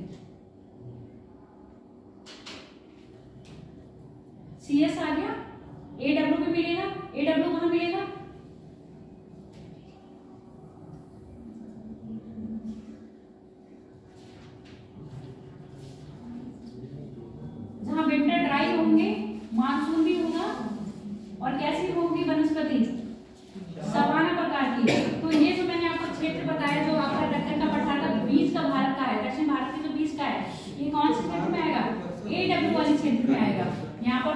वनस्पति कैसी पाई जाएगी? सवाना टाइप की। जो इतना बताया वो चीज समझ में आ गई? भारत में जो बारिश हो रही है, जलवायु जो आ रही है वो कैसे आ रही है? सर्वाधिक जो बारिश करवा रहा है कौन सा? दक्षिणी पश्चिमी मानसून करवाता है। ठीक, अब मैंने पवन बताई थी, पवन बता रही थी ना, आईटी से जेट बताया। अभी मैंने यहाँ से पवन लाई थी, कहाँ से लाई थी? दक्षिण पश्चिम से लाई थी ना। कौन से? दक्षिण गोलार्ध से ला रही थी। अभी मैंने उत्तरी गोलार्ध वाली बात नहीं करी, उत्तरी पूर्व से जो हवाएं चल रही है उसकी बात नहीं करी ना। अब ये बताओ, उत्तर पूर्व से जो हवाएं चल रही होंगी व्यापारिक पवने, वो क्या वर्षा करवाएगी भारत में?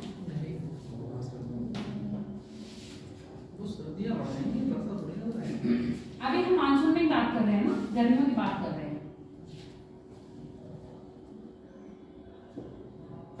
अभी हम कर्क रेखा के पास की बात कर रहे हैं ना। अब कर्क रेखा के पास बात करें तो आईटी से जेट हमारे में ये बन रहा है, तो हवाएं यहाँ से भी आ रही है, हवाएं यहाँ से भी आ रही है ना। यहाँ पर आईटी से जेट बना तो ऊपर उठी ना, तो बारिश अभी यहाँ हो रही है। अब यहाँ पर बताओ, ऊपर से जो हवाएं आएंगी वो क्या वर्षा करवाएंगी? करवा सकती हैं, कैसे करवा सकती हैं और कैसे करवाएंगी? क्या भारत के उत्तरी में कोई भी समुद्र पड़ रहा है? जब समुद्र नहीं पड़ रहा है तो नमी कहाँ से लाएंगी हवाएं? क्लियर हो गया? जब भारत के उत्तर में समुद्र नहीं है, स्थल है, स्थल है यानी कि शुष्क है। देखो ना, ये भारत है, अगर हवाएं ऐसे आई हैं तो यहाँ समुद्र पड़ा, ये पड़ा। अब ये हवाएं यहाँ से चल रही है और कितने बीच में बताई थी? 35 डिग्री। 35 डिग्री आप मान के चलो, कहां पर आपका 45 ये रहा, 35 ये रहा। अब ये देखो, कोई समुद्र है कहां पर? नहीं है ना। तो भारत में उत्तर पूर्वी मानसून से जो हवाएं चलती है व्यापारिक पवने, उससे वर्षा नहीं होती। कारण क्या है? भारत के उत्तर में स्थल है, जलमंडल नहीं है। क्लियर हो गया? इसीलिए कहते हैं कि भारत में सर्वाधिक वर्षा कौन? पानी में डूब गया इधर तो उधर। अच्छा, तुम्हें चाय अब हो गया, समझ आ गया कि नहीं? भारत में जितनी भी वर्षा हो रही है आपकी किससे हो रही है? जो पछुआ पवने कहां पर चल रही है? जो व्यापारिक पवने कहां चल रही है आपकी? दक्षिण गोलार्ध में चल रही है। जैसे ही वो उत्तरी गोलार्ध में एंटर करती है, दक्षिण पश्चिम मुख करके बारिश करवाती है, क्योंकि वहां पर क्या मिल रहा है इनको? समुद्र, मतलब समुद्र मिल रहा है ना। तो अधिक मात्रा में अपने अंदर क्या कर लेती है? नमी धारण कर लेती है। जबकि उत्तर और पूर्व से जो पवने चलती है, कौन सी? व्यापारिक पवने, उस समुद्र से होकर ना आके स्थल से आती हैं। और जब वो स्थल से आ रही है तो उनमें नमी नहीं होगी। जब नमी नहीं है तो बारिश नहीं करवाएंगे। क्लियर हो गया? यहाँ हम बारिश बात कर रहे थे, अब हम नीचे आ रहे हैं। क्यों? अब हमने जून पार कर लिया ना, जून से जुलाई, अगस्त, सितंबर, लौटता हुआ मानसून। क्योंकि लौटता हुआ मानसून से क्या है? जैसे जैसे नीचे आएंगे आईटी से जेट क्या होता जाएगा? शिफ्ट होता जाएगा ना, दक्षिण की तरफ शिफ्ट होगा। अब यहाँ पे आईटी से जेट क्या हो रहा है? शिफ्ट हो रहा है। अब आईटी से जेट शिफ्ट हो रहा है तो आप कहां पर आएगा? 0 डिग्री पर आएगा, इक्वेटर पर आएगा। इक्वेटर के बाद फिर कहां जाएगा?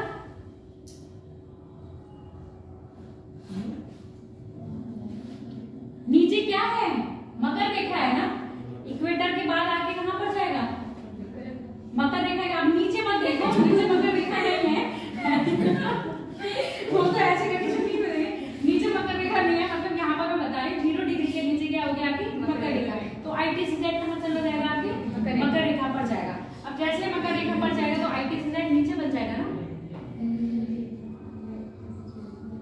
जैसे आईटी से जेट मकर रेखा पर 22 दिसंबर को बनेगा, तब किसका प्रभाव पड़ेगा आपके? एल नीनो का प्रभाव पड़ेगा। एल नीनो बनेगा ना, एल नीनो बनता है तब। अब एल नीनो जब तक यही घूमता रहेगा, यहाँ से मकर से कर्क, कर्क से मकर। अब जब यहाँ पर मानसून आएगा तो एल नीनो क्या हो जाएगा? एक्टिव हो जाएगा ना। आईटीसी के साथ हवाएं क्या एल नीनो के साथ आएंगी, यही एल नीनो क्या करेगा? भारत के मानसून को। अब यहाँ पर क्योंकि यहाँ पर क्या दाब बना होगा इस समय, उच्च दाब होगा, यहाँ पर निम्न दाब होगा।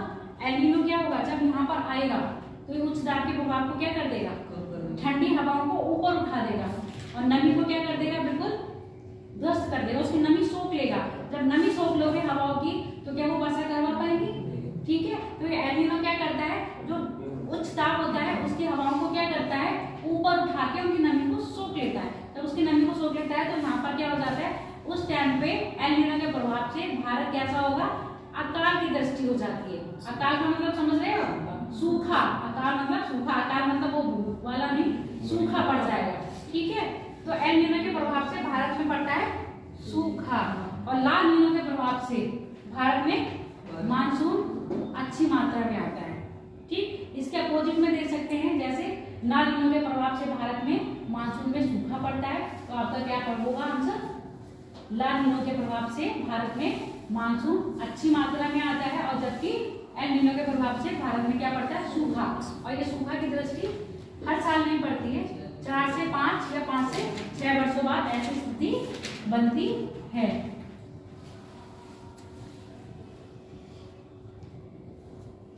हो गया, समझ आ गया? अब हम बात करेंगे प्रदेशों की। कोपन ने कौन कौन से बात बताए थे, इतनी चीजें समझ में आ गई। अगर हम ये बात करते हैं, हमने ये वाला क्षेत्र ले रहे हैं, पंजाब का क्षेत्र है, थोड़ा सा हरियाणा का क्षेत्र लोगे, और लोगे आपका गुजरात और राजस्थान का। यहाँ पर थोड़ा थोड़ा शुष्क क्षेत्र है, शुष्क है। शुष्क का मतलब यहाँ की जो मिट्टी होगी वो कैसी होगी? मरुस्थलीय। अब कोपन ने A B C D E, A capital B C D E, यही 5 में बांटा है, बांटा है। A का मतलब क्या है?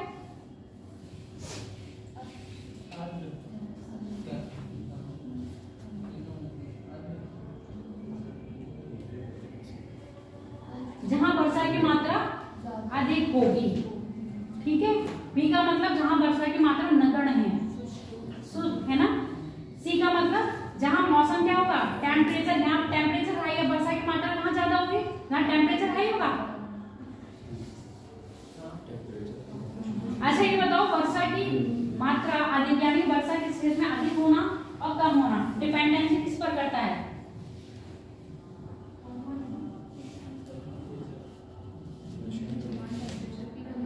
तापमान भी करता है, और पवनें आती हैं उनमें नमी की वायु की नमी धारण क्षमता सबसे पहला पॉइंट है।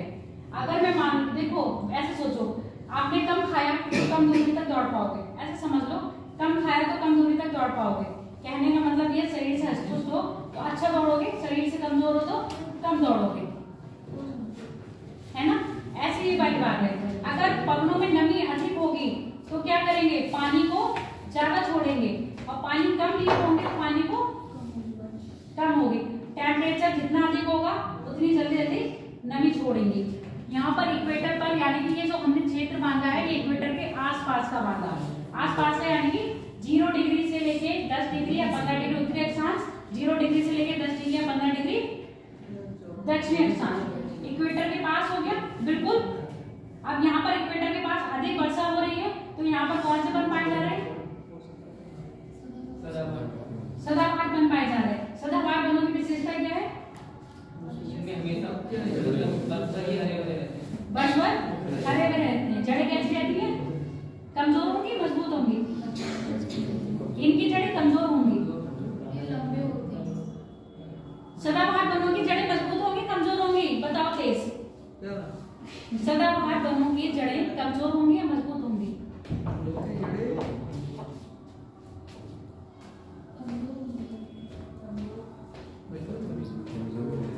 कमजोर जो कह रहा है वो क्यों? कमजोर होने का कारण, मजबूत जो कह रहा है वो क्यों? इसका कारण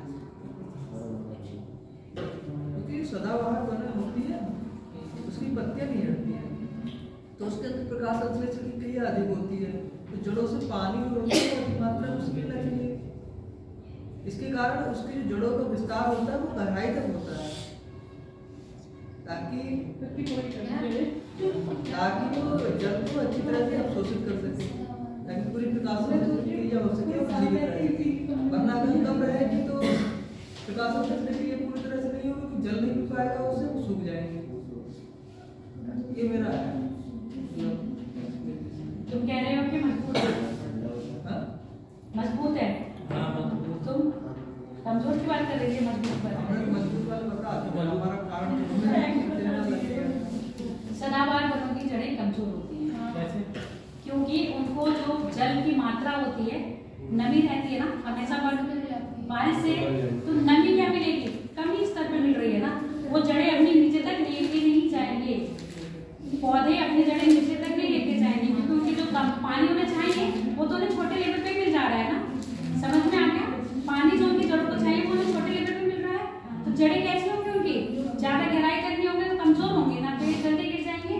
पेड़ मजबूत जरूर होते हैं। पेड़ मजबूत होने का मतलब क्योंकि खाए पिए होते हैं तो मजबूत इनकी जड़ें होंगी, चौड़ाई ज्यादा होगी इनकी जड़ों में और पानी की बहुत अधिक मात्रा में होता है। जबकि जो आपकी कैसे होंगे? पतझड़ पाती या पर्णपाती जड़ होंगे। और यह मरुस्थलीय क्षेत्र में जाओ, वहां के पेड़ पौधे होंगे ना, पानी की तलाश में अपनी जड़ों को क्या करते हैं? जमीन के नीचे गहराई तक लेके जाते हैं। जब वो गहराई तक लेके जाते हैं तो उनकी जड़ें कैसी होती हैं? मजबूत होती हैं। अब जड़ें मजबूत होती हैं तो उनके पेड़ से वो क्या होंगे? मजबूत होंगे कि नहीं? इसलिए जो आपके सदाबहार वन होंगे हल्के से में भी गिर जाएंगे, और जो आपके कटीले वन या आपके कैसे होंगे? सवाना प्रकार के वन होंगे। जो पौधे जड़ों पानी की तलाश में बहुत अंदर तक अपनी जड़ों को करते हैं वो मजबूत होते हैं, वो जल्दी आंधी तूफान में नहीं रहते। क्लियर होगी बात? बाकी क्वालिटी में आपके कौन से सदाबहार वन अच्छे हैं? प्रकाश संश्लेषण बहुत अच्छा करेंगे, क्योंकि प्रकाश उनको पानी चाहिए होता है ना, पानी की मात्रा भी अच्छी मिल जाती है। अब ये बताओ, तुम प्रकाश संश्लेषण की बात कर रहे हो, तेज प्रकाश संश्लेषण की बात करी तुमने। जो हमारे सदाबहार वन होते हैं वहां धरती तक क्या प्रकाश पहुंच जाता है?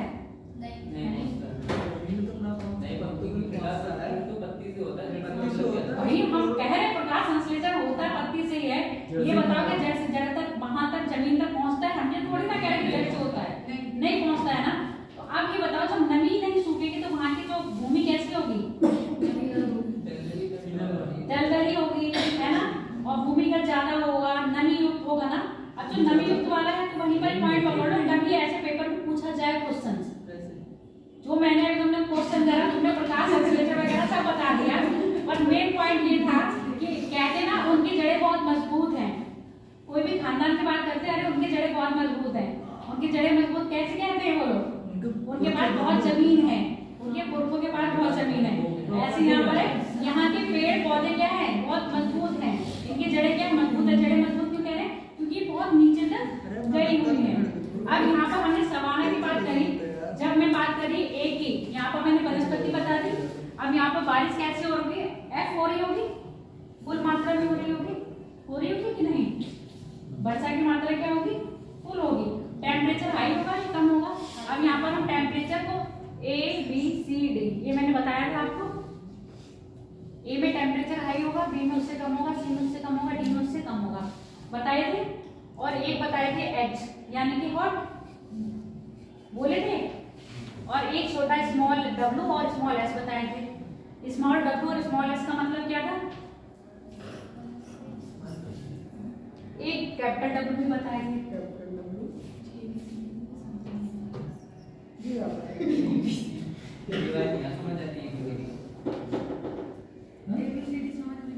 पेपर में आपसे ऐसे ही पूछा जाएगा। अब ये जो ABCD, यहाँ पर एक ही बात कर ली, यहाँ पर एक का उन्होंने दिया है जहाँ पर वर्षा कैसी होगी? ज्यादा। टेम्परेचर हाई होगा, वर्षा क्या होगी? ज्यादा होगी। स्मॉल f का मतलब है वर्षा ज्यादा। अब यहाँ पर एक को हम दूसरे टाइप में बांटते हैं। अब इसी में हमने कहा था कि भारत को कौन सी जलवायु में रखा गया है? कोपेनहेगन के अनुसार भारत को रखा गया है AN में। भारत में हमेशा क्या फुल मात्रा में बारिश होती है? नहीं। पूरी साल बारिश होती रहती है क्या?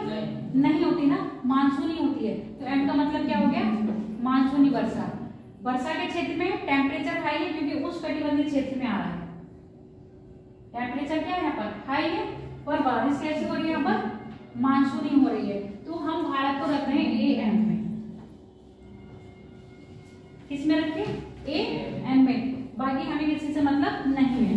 दूसरी बात हो गई आपकी, करेंगे मतलब दूसरी बात किसकी हो गई आपकी? मरुस्थल, यानी कि ऐसा स्थान जो बिल्कुल शुष्क है। क्या भारत में ऐसा स्थान है जो बिल्कुल शुष्क है? भारत की बारिश होती ही नहीं है।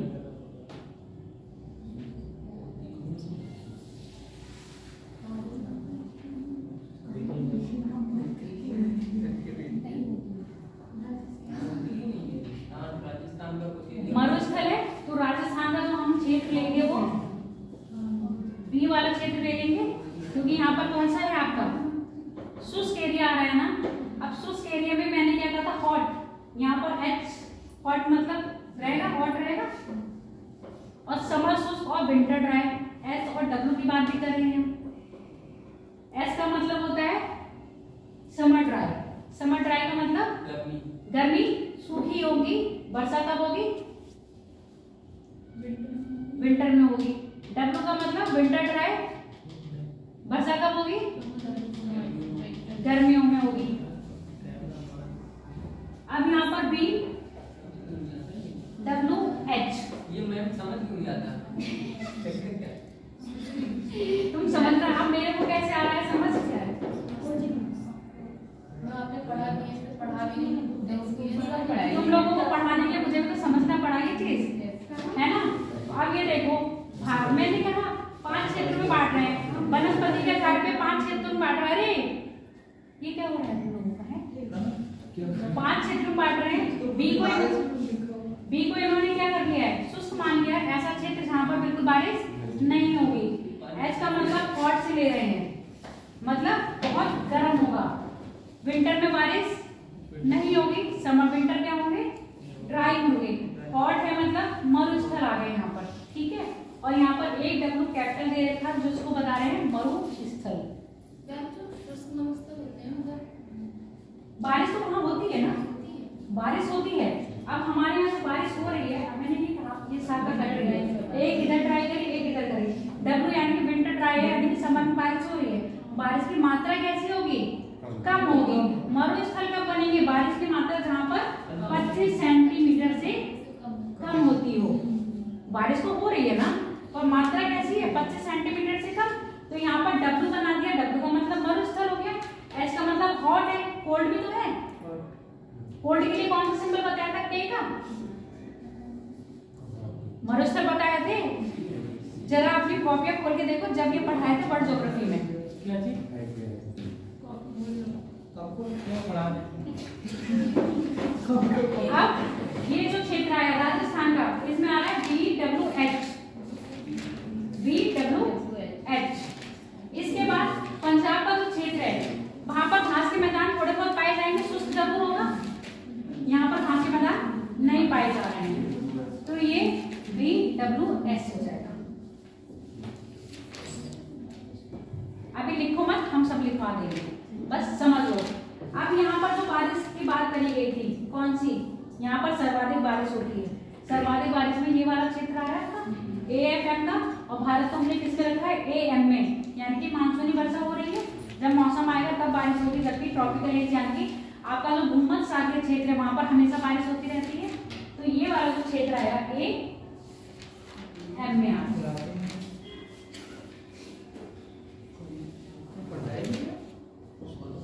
क्लियर हो गई?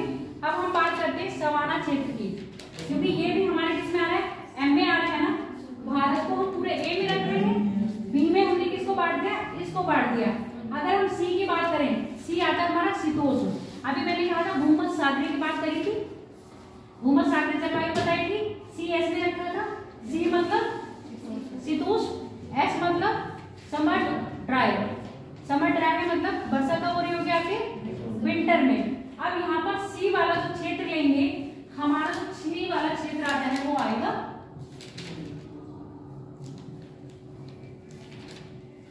ये वाला, सिक्किम, अरुणाचल प्रदेश, असम। और ये नॉर्थ ईस्ट का क्षेत्र आएगा, वो किसमें आ रहा है आपका, M में। CM, C क्यों आ रहा है, यहाँ का जो जलवायु है क्या हॉट है, शीतोष्ण है ना, शीतोष्ण है। अभी हम यही तो बात कर रहे हैं, इक्वेटर से जब अक्षांश 0 डिग्री से ऊपर जाओगे तो आपकी जलवायु कैसी होती जा रही है, 0 डिग्री से नीचे आओगे अक्षांश में देखोगे तो उष्णकटिबंधीय है, इससे ऊपर जाओगे तो शीतोष्ण है। हिमालय के कारण ये पूरी जलवायु हम कैसे कह रहे हैं, उष्णकटिबंधीय मानसूनी जलवायु। भारत की जो पूरी जलवायु कह रहे हैं उष्णकटिबंधीय मानसूनी जलवायु कह रहे हैं। अब ये वाला जो क्षेत्र है, अब पर्वतीय क्षेत्र आ रहा है ना, पर्वतीय क्षेत्र रहा है। अब यहाँ पर अक्षांश काम नहीं करेगा, कौन काम कर रहा है, आपकी ऊंचाई, एल्टीट्यूड काम कर रहा है ना। अब जैसे ही एल्टीट्यूड में जाओगे तो क्या है, उष्णकटिबंधीय क्षेत्र से किसमें आ जाओगे, शीतोष्ण में। अब यहाँ पर इन्होंने बांट दिया, C को कहा है शीतोष्ण, B को कहा है बिल्कुल शुष्क। यहाँ पर मौसम कैसा हो रहा होगा, शीत भी होगा और गर्म भी होगा। उसके बाद आएगा डी, जो डी वाला क्षेत्र होगा, डी वाला क्षेत्र और भी ठंडा हो जाएगा। अगर हम ग्लोब पर ऐसे बांटे, इसको ऐसे समझो, ये मैंने छोटा सा ग्लोब बना उधर बना, आज का कॉन्सेप्ट क्लियर कर लो और डाउट हो फिर पूछ लेना। जावेद बिल्कुल बोर हो चुके हैं, समझ नहीं आया?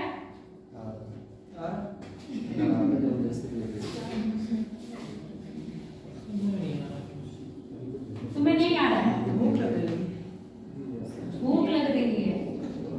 आप देख लो, ये मैंने 3.5 डिग्री बनाया। अब जो आपका इक्वेटर के पास है, यानी कि भूमध्य सागरीय जलवायु, एक है भूमध्य सागरीय जलवायु, एक है ये किसको कहते हैं, भूमध्य रेखीय जलवायु, है ना। ये भूमध्य रेखा है। भूमध्य रेखीय जलवायु जो होगी वो रखी जाएगी AM में। भूमध्य रेखीय जलवायु जो रखी जाएगी वो रखी जाएगी AM में।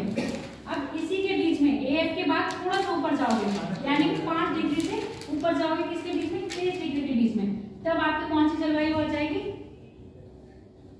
A वाली तो रहेगी, A के साथ आएगी आपकी AM। अब इसी के बीच में क्या आपके मरुस्थल नहीं पाए जाते हैं, पाए जा रहे हैं ना। जिस क्षेत्र में मरुस्थल पाए जा रहे हैं उसी को हम कर देंगे B। क्या इस क्षेत्र में सवाना नहीं पाई जा रही है, सवाना घास के मैदान पाए जा रहे हैं, पाए जा रहे हैं ना, तो इसी को हम कर देंगे A, क्योंकि ये वाला क्षेत्र हमने किसमें लिया, A। अब इससे ऊपर जाएंगे तो हम किस पे आ जाएंगे, C वाले जोन में आ जाएंगे, कर्क रेखा से ऊपर जाएंगे, शीतोष्ण में आ जाएंगे, ठीक है। और ये हमारा चलेगा 35 डिग्री तक,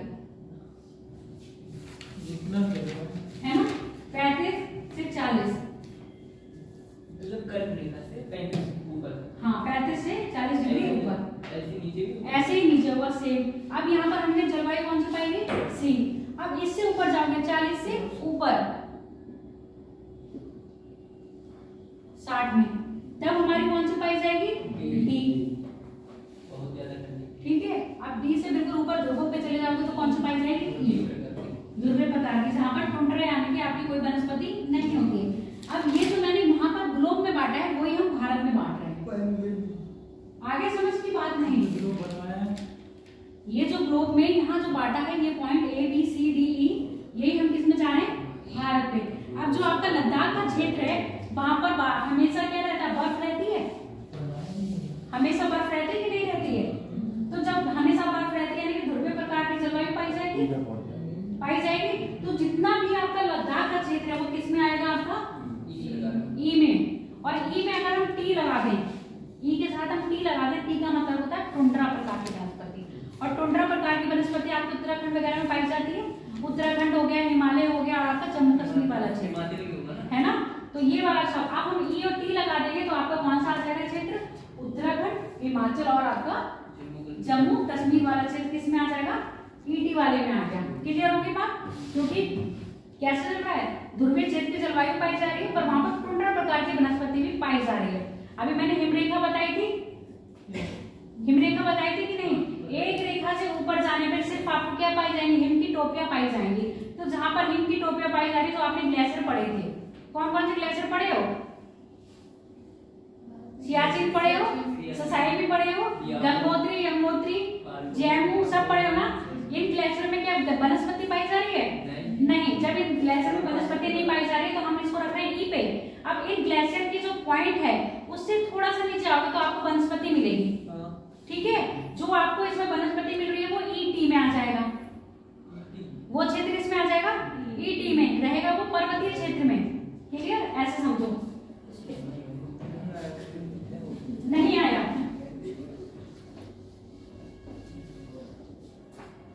ये मैंने क्या बना दिया, पहाड़, पर्वत बनाया।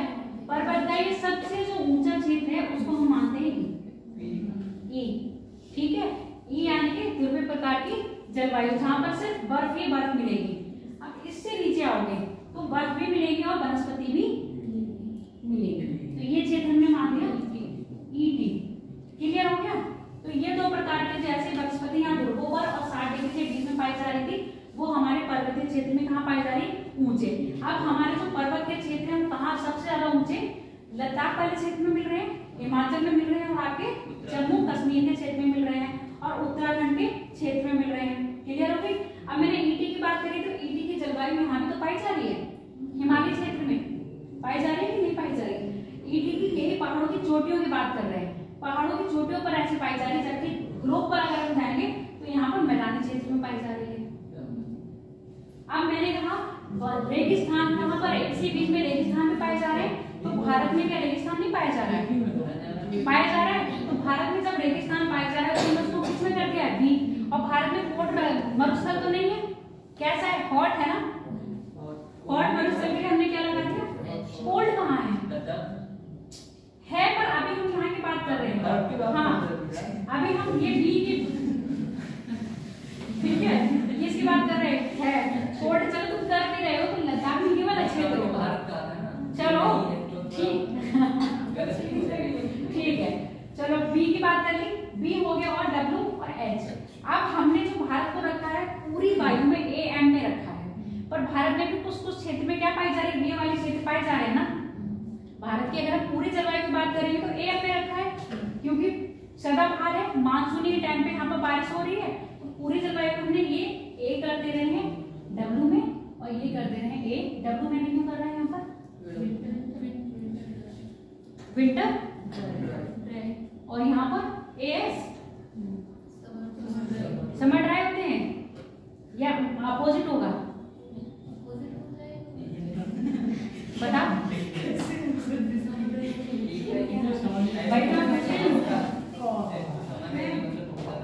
हाँ, ये तो मैं पूछ रही हूँ, उल्टा होगा यही होगा?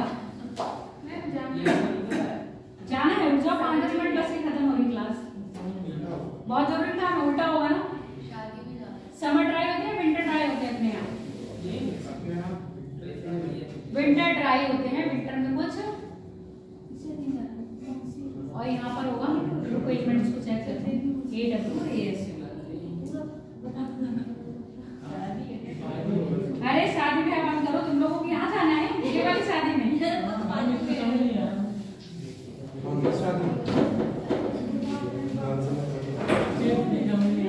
अभी लोगों को बता रहे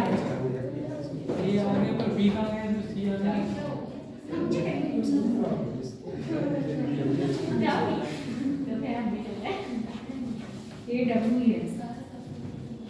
और सी डब्ल्यू, ये सी में आ रहा है, ये दो हैं, ये ए। अब बोलो तुम क्या कह रहे थे? ये समझ नहीं आया सही, कुछ भी समझ नहीं आया।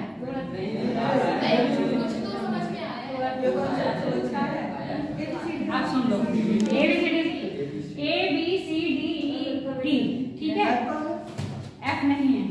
अब सुनते रहो, ये 5 है, या वनस्पति के आधार पे कह लो, या टेम्परेचर के आधार पे कह लो, ग्लोब पर, ठीक है। ग्लोब पे जो हमने टेम्परेचर बांटा वो ऐसे बांटा, ए सी डी ई, बी को हमने गायब कर दिया। बी को हम गायब क्यों कर रहे हैं? ये ऐसा है जहाँ पर टेम्परेचर क्या होगा? ज्यादा हाई होगा। ए की कंपेयर में टेम्परेचर क्या होगा? कम होगा। सी की कंपेयर में टेम्परेचर क्या होगा? कम होगा। ई के कंपेयर में टेम्परेचर बिल्कुल कम होगा। ऐसा होगा जहाँ पर बर्फ जम रही होगी। क्लियर हो गया? हाँ, आपने टी बताया ना, टुंड्रा। टुंड्रा वनस्पति के लिए बस टी लगाया है। नहीं, टुंड्रा प्रदेश में वनस्पति होती है क्या? हाँ, टुंड्रा प्रदेश में वनस्पति होती है, तभी तो टुंड्रा का है।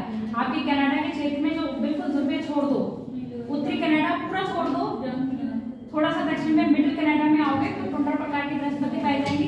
कनाडा के जब दक्षिण में आओगे तो आपको सवाना प्रकार की वनस्पतियां पाई जाएंगी। वो सवाना क्या है? स्पेटिस घास के मैदान जो हाँ किसके साथ लगे हैं? अमेरिका के साथ लगे हुए हैं, वो पाए जाएंगे। अब ये चीज समझ में आ गई? ये हमने टेम्परेचर के आधार पर बांटा। अब क्योंकि भारत क्या है? इक्वेटर के पास नहीं है, भारत इक्वेटर के पास नहीं है ना, तो इसलिए हम उसको ए एफ में नहीं रख रहे हैं, ए एम में रख रहे हैं, क्योंकि वहां पर क्या है? मानसूनी है, मानसूनी है।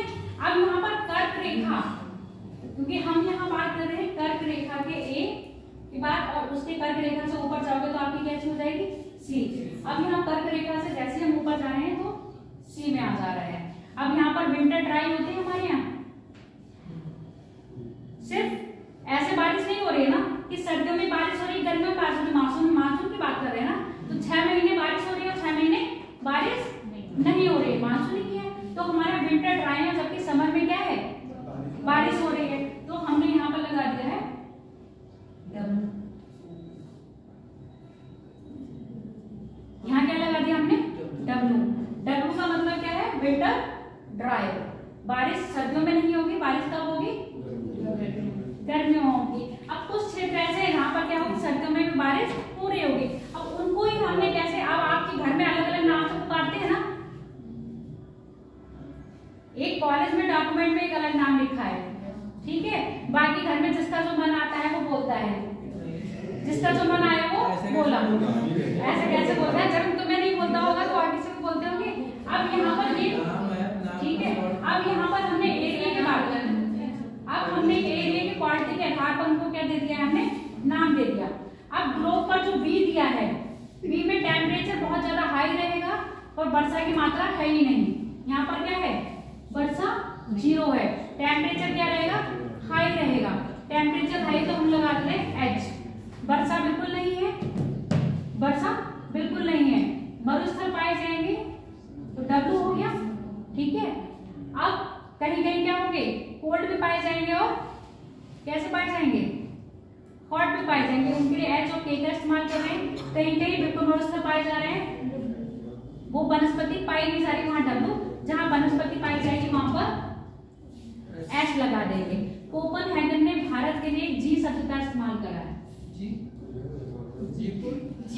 जी फॉर गंगा का मैदान ले लो, जी फॉर गंगा का मैदान। अब क्या हमारे यहाँ भारत में गंगा का मैदान क्षेत्र नहीं है? तो जहाँ गंगा का मैदान क्षेत्र आएगा उसके साथ CWG लग जाएगा, गंगा मैदान पूर्वी राजस्थान, ठीक है।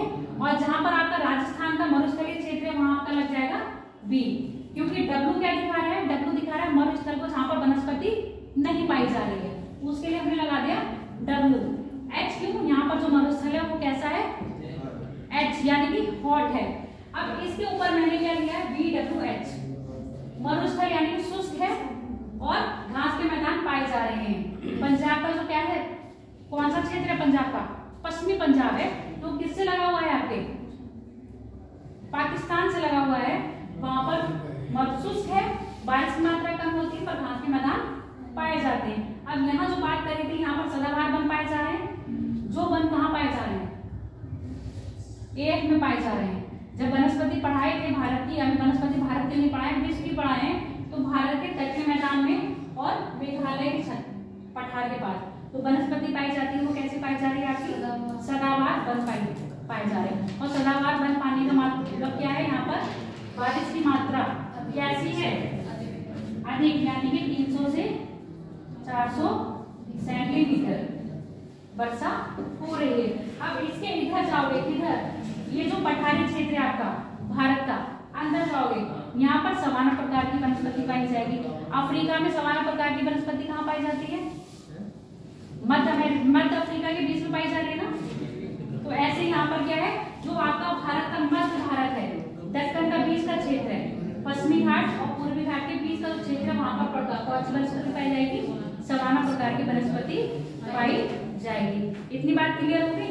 अब सवाना प्रकार की वनस्पति पाई जा रही है तो हम इसी में तो रख रहे हैं, है ना। बोर हो गए,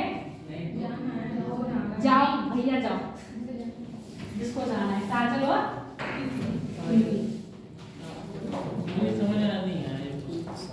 ये जब तक अपने आप दिमाग नहीं लगाओगे तब तक समझ नहीं आएगा। एक बार यहाँ देख लो फिर समझ लेना। वैसे भी ये जो आपका जो आज मैंने करवाया है ये टॉपिक नेक्स्ट क्लास में लेके जाऊंगी। परसों कल क्या है, कल क्या है, मैम कह रही थी क्लास नहीं हो गया, टेस्ट टेस्ट नहीं हुआ, किस चीज क्वालिटी पता है किस चीज का। सिर्फ मैं ये बता रही हूँ, अरे बात नहीं करो, सुन लो आप चरण। अब जो यहाँ पर बात करी थी सी, अब सी की मैदान क्षेत्र हो गए, डी कहाँ मिलेगा हमें, पर्वत के क्षेत्र में मिलेगा, ई हमें बिल्कुल पर्वत के शिखर पे मिलेगा। इतनी बात है। जो हम यहाँ ग्लोब पे मैदान में पा रहे थे वो हम ये वाली जलवायु डी और ई की जलवायु हम कहाँ पाए जा रहे हैं, पर्वतीय क्षेत्र में पाए जा रहे हैं। और पर्वतीय क्षेत्र में कहाँ पाए जा रहे हैं, हाई लेवल पर, हाई एल्टीट्यूड पर। मैदानी क्षेत्र में कौन से पाए जा रहे हैं? ए, बी और सी। एक बार फिर से इसको देखना। मतलब एक बार थोड़ा शुरू से जल्दी में थोड़ा बढ़िया था, रैपिड वे में, रैपिड फायर। क्या शुरू से फिर से बता दो, बता एक बार डस्टर तो बोर्ड और गंदा कर देता है।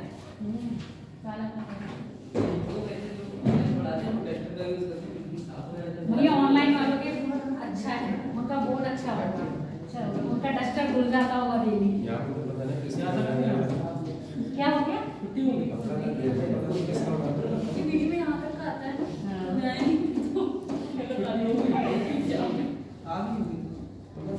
वो कह रहे हैं कौन? सूरज कि मैडम एक बार और से रैपिड फायर कर दीजिए, मतलब जल्दी जल्दी से। कल ही समझा है पावर कल तो बोले कल के लिए मैं करा दूँ। कल आपकी क्लास होगी ना, 10 मिनट के लिए होगा उसकी। 10 मिनट के लिए नहीं है, 1 घंटे का है। चलो तो मेरा टेस्ट थोड़ी ना है, आपसे पूछ रहे हो, है ना? आप सुन लो, जब हमने बांटा है किसने? कोपेनहेगन ने बांटा है किसको? जलवायु को। उन्होंने पूरे ग्लोब पे बांटा, अब उसी को हम उठा रहे हैं किसमें? भारत में। ठीक है, जैसे जैसे प्रदेश विश्व में कहाँ मिल रहे हैं? जगह जगह मिल रहे हैं, क्या भारत में वैसे प्रदेश मिल रहे हैं? अगर भारत, क्योंकि भारत की जलवायु कैसी है? उष्णकटिबंधीय मानसूनी है। मानसूनी अभी क्यों बता दी? क्योंकि भारत के लगे हुए क्या है? समुद्र है। तो भारत में 6 महीने हवाएं समुद्र से किधर चलती है? स्थल की ओर, और 6 महीने स्थल से समुद्र की ओर। अगर ये हवाएं परमानेंट वैसी रहती तो भारत की जलवायु मानसूनी ना होकर कैसी होती?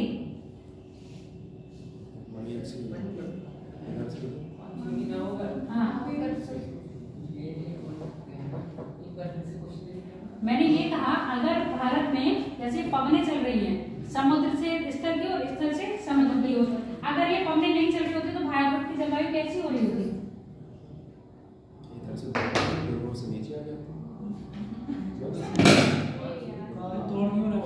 AM ना होता ना, AM नहीं होता, यानी मानसून नहीं आता तो बारिश नहीं होती, तो बारिश नहीं होती तो हम बी में ले आते या सी में ले आते या डी में ले आते। ठीक है, अब हम इसको नहीं ला रहे हैं क्योंकि हमारे अक्षांश विस्तार कहाँ से कहाँ तक है? हम फिर से पूछ रहे हैं, अब ये थोड़ी ना है कि एक बार तुम मुझसे कह रहे हो कि मैडम एक बार फिर से रिपीट कर दीजिए, तो मैं भी तो तुमसे कहूंगी कि एक बार रिपीट करके फिर मुझे बताओ। 8 डिग्री 4 मिनट उत्तरी अक्षांश से 7 मिनट उत्तरी अक्षांश। ठीक, तो हमारा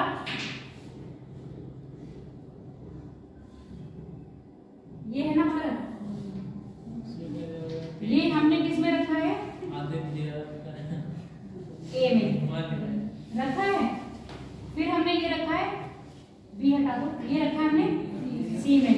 अब भारत का नीचे वाला दक्षिण भारत किसमें आ रहा है? ए में, जबकि उत्तर भारत किसमें आ रहा है? सी में। अब इससे ऊपर चले जाओ, अरे 40 से ये आ रहा है हमारा डी में, 40 से ऊपर चले जाओ, ये ध्रुवीय में आ जाएगा ई में। क्लियर हो गई? ये हमने बांटा है ग्लोब पर।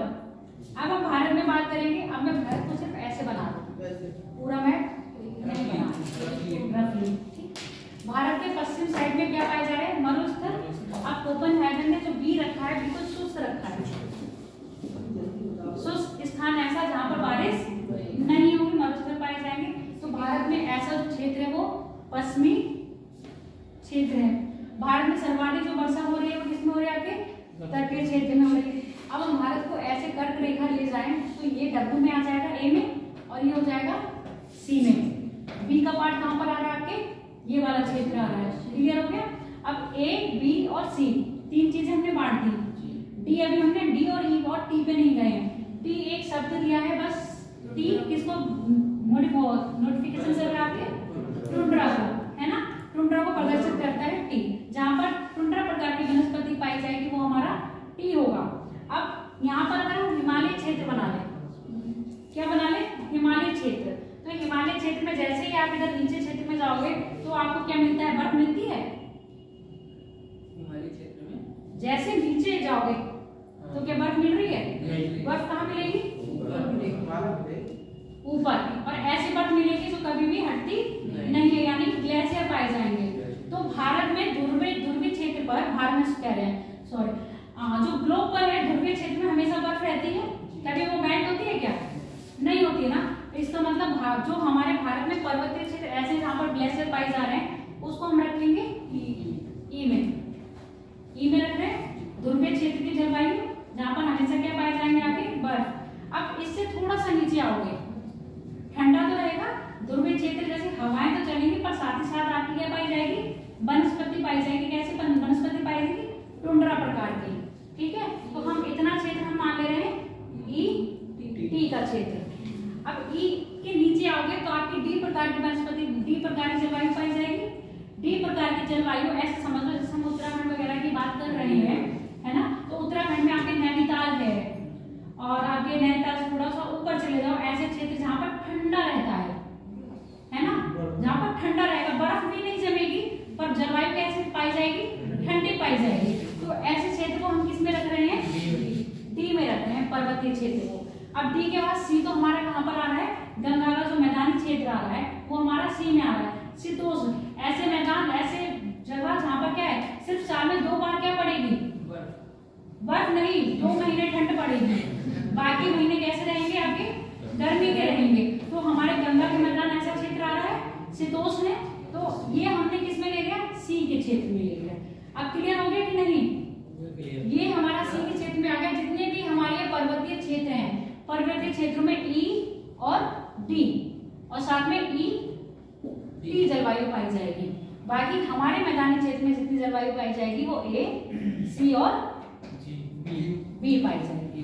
डी वाली तो इधर पाई जाएगी ना, पश्चिम में पाई जाएगी, बिल्कुल शुष्क रहेगा। पश्चिम में भी, और जहाँ पर वो बन गई थी ना छायावृष्टि में जो पाई जाएगी वो सवाना प्रकार की वन पाई जाएगी। हाँ, वहाँ पर सवाना प्रकार की वनस्पति पाई जाएगी। जिस डी वाली को ऊपर देखा तो पास में जो बर्फ के आपको जो पड़ते वहीं पाई जाएगी। हाँ, ठीक है। ये हमने अभी मोटा मोटी कितने बात करी हमने, ए बी सी। अब इनके भी अंदर क्या है,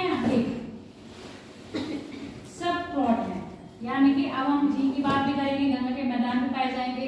यहाँ पर कहीं ऐसा क्षेत्र होगा यहाँ पर हमेशा वर्षा हो रही है तो एएफ भी कर दिया जाएगा, एएफ एफ में आएगा, क्योंकि भारत को हम एएम में रख रहे हैं। एफ के मतलब फुल बारिश हो रही है, बारिश कैसी है, अधिक मात्रा में। इधर छायावृष्टि क्षेत्र है, कौन से वन पाए जा रहे हैं आपके, यहाँ पर वन पाए जाएंगे कटीले, यहाँ पर वनस्पति पाई नहीं जाएगी, यहाँ पर सवाना वन पाए जाएंगे। तो उसको हम डिवाइड करेंगे अगली क्लास में। ये हमने मोटा मोटी ऊपर का बताया है कि भारत को हम ए बी सी डी ई में रख रहे हैं।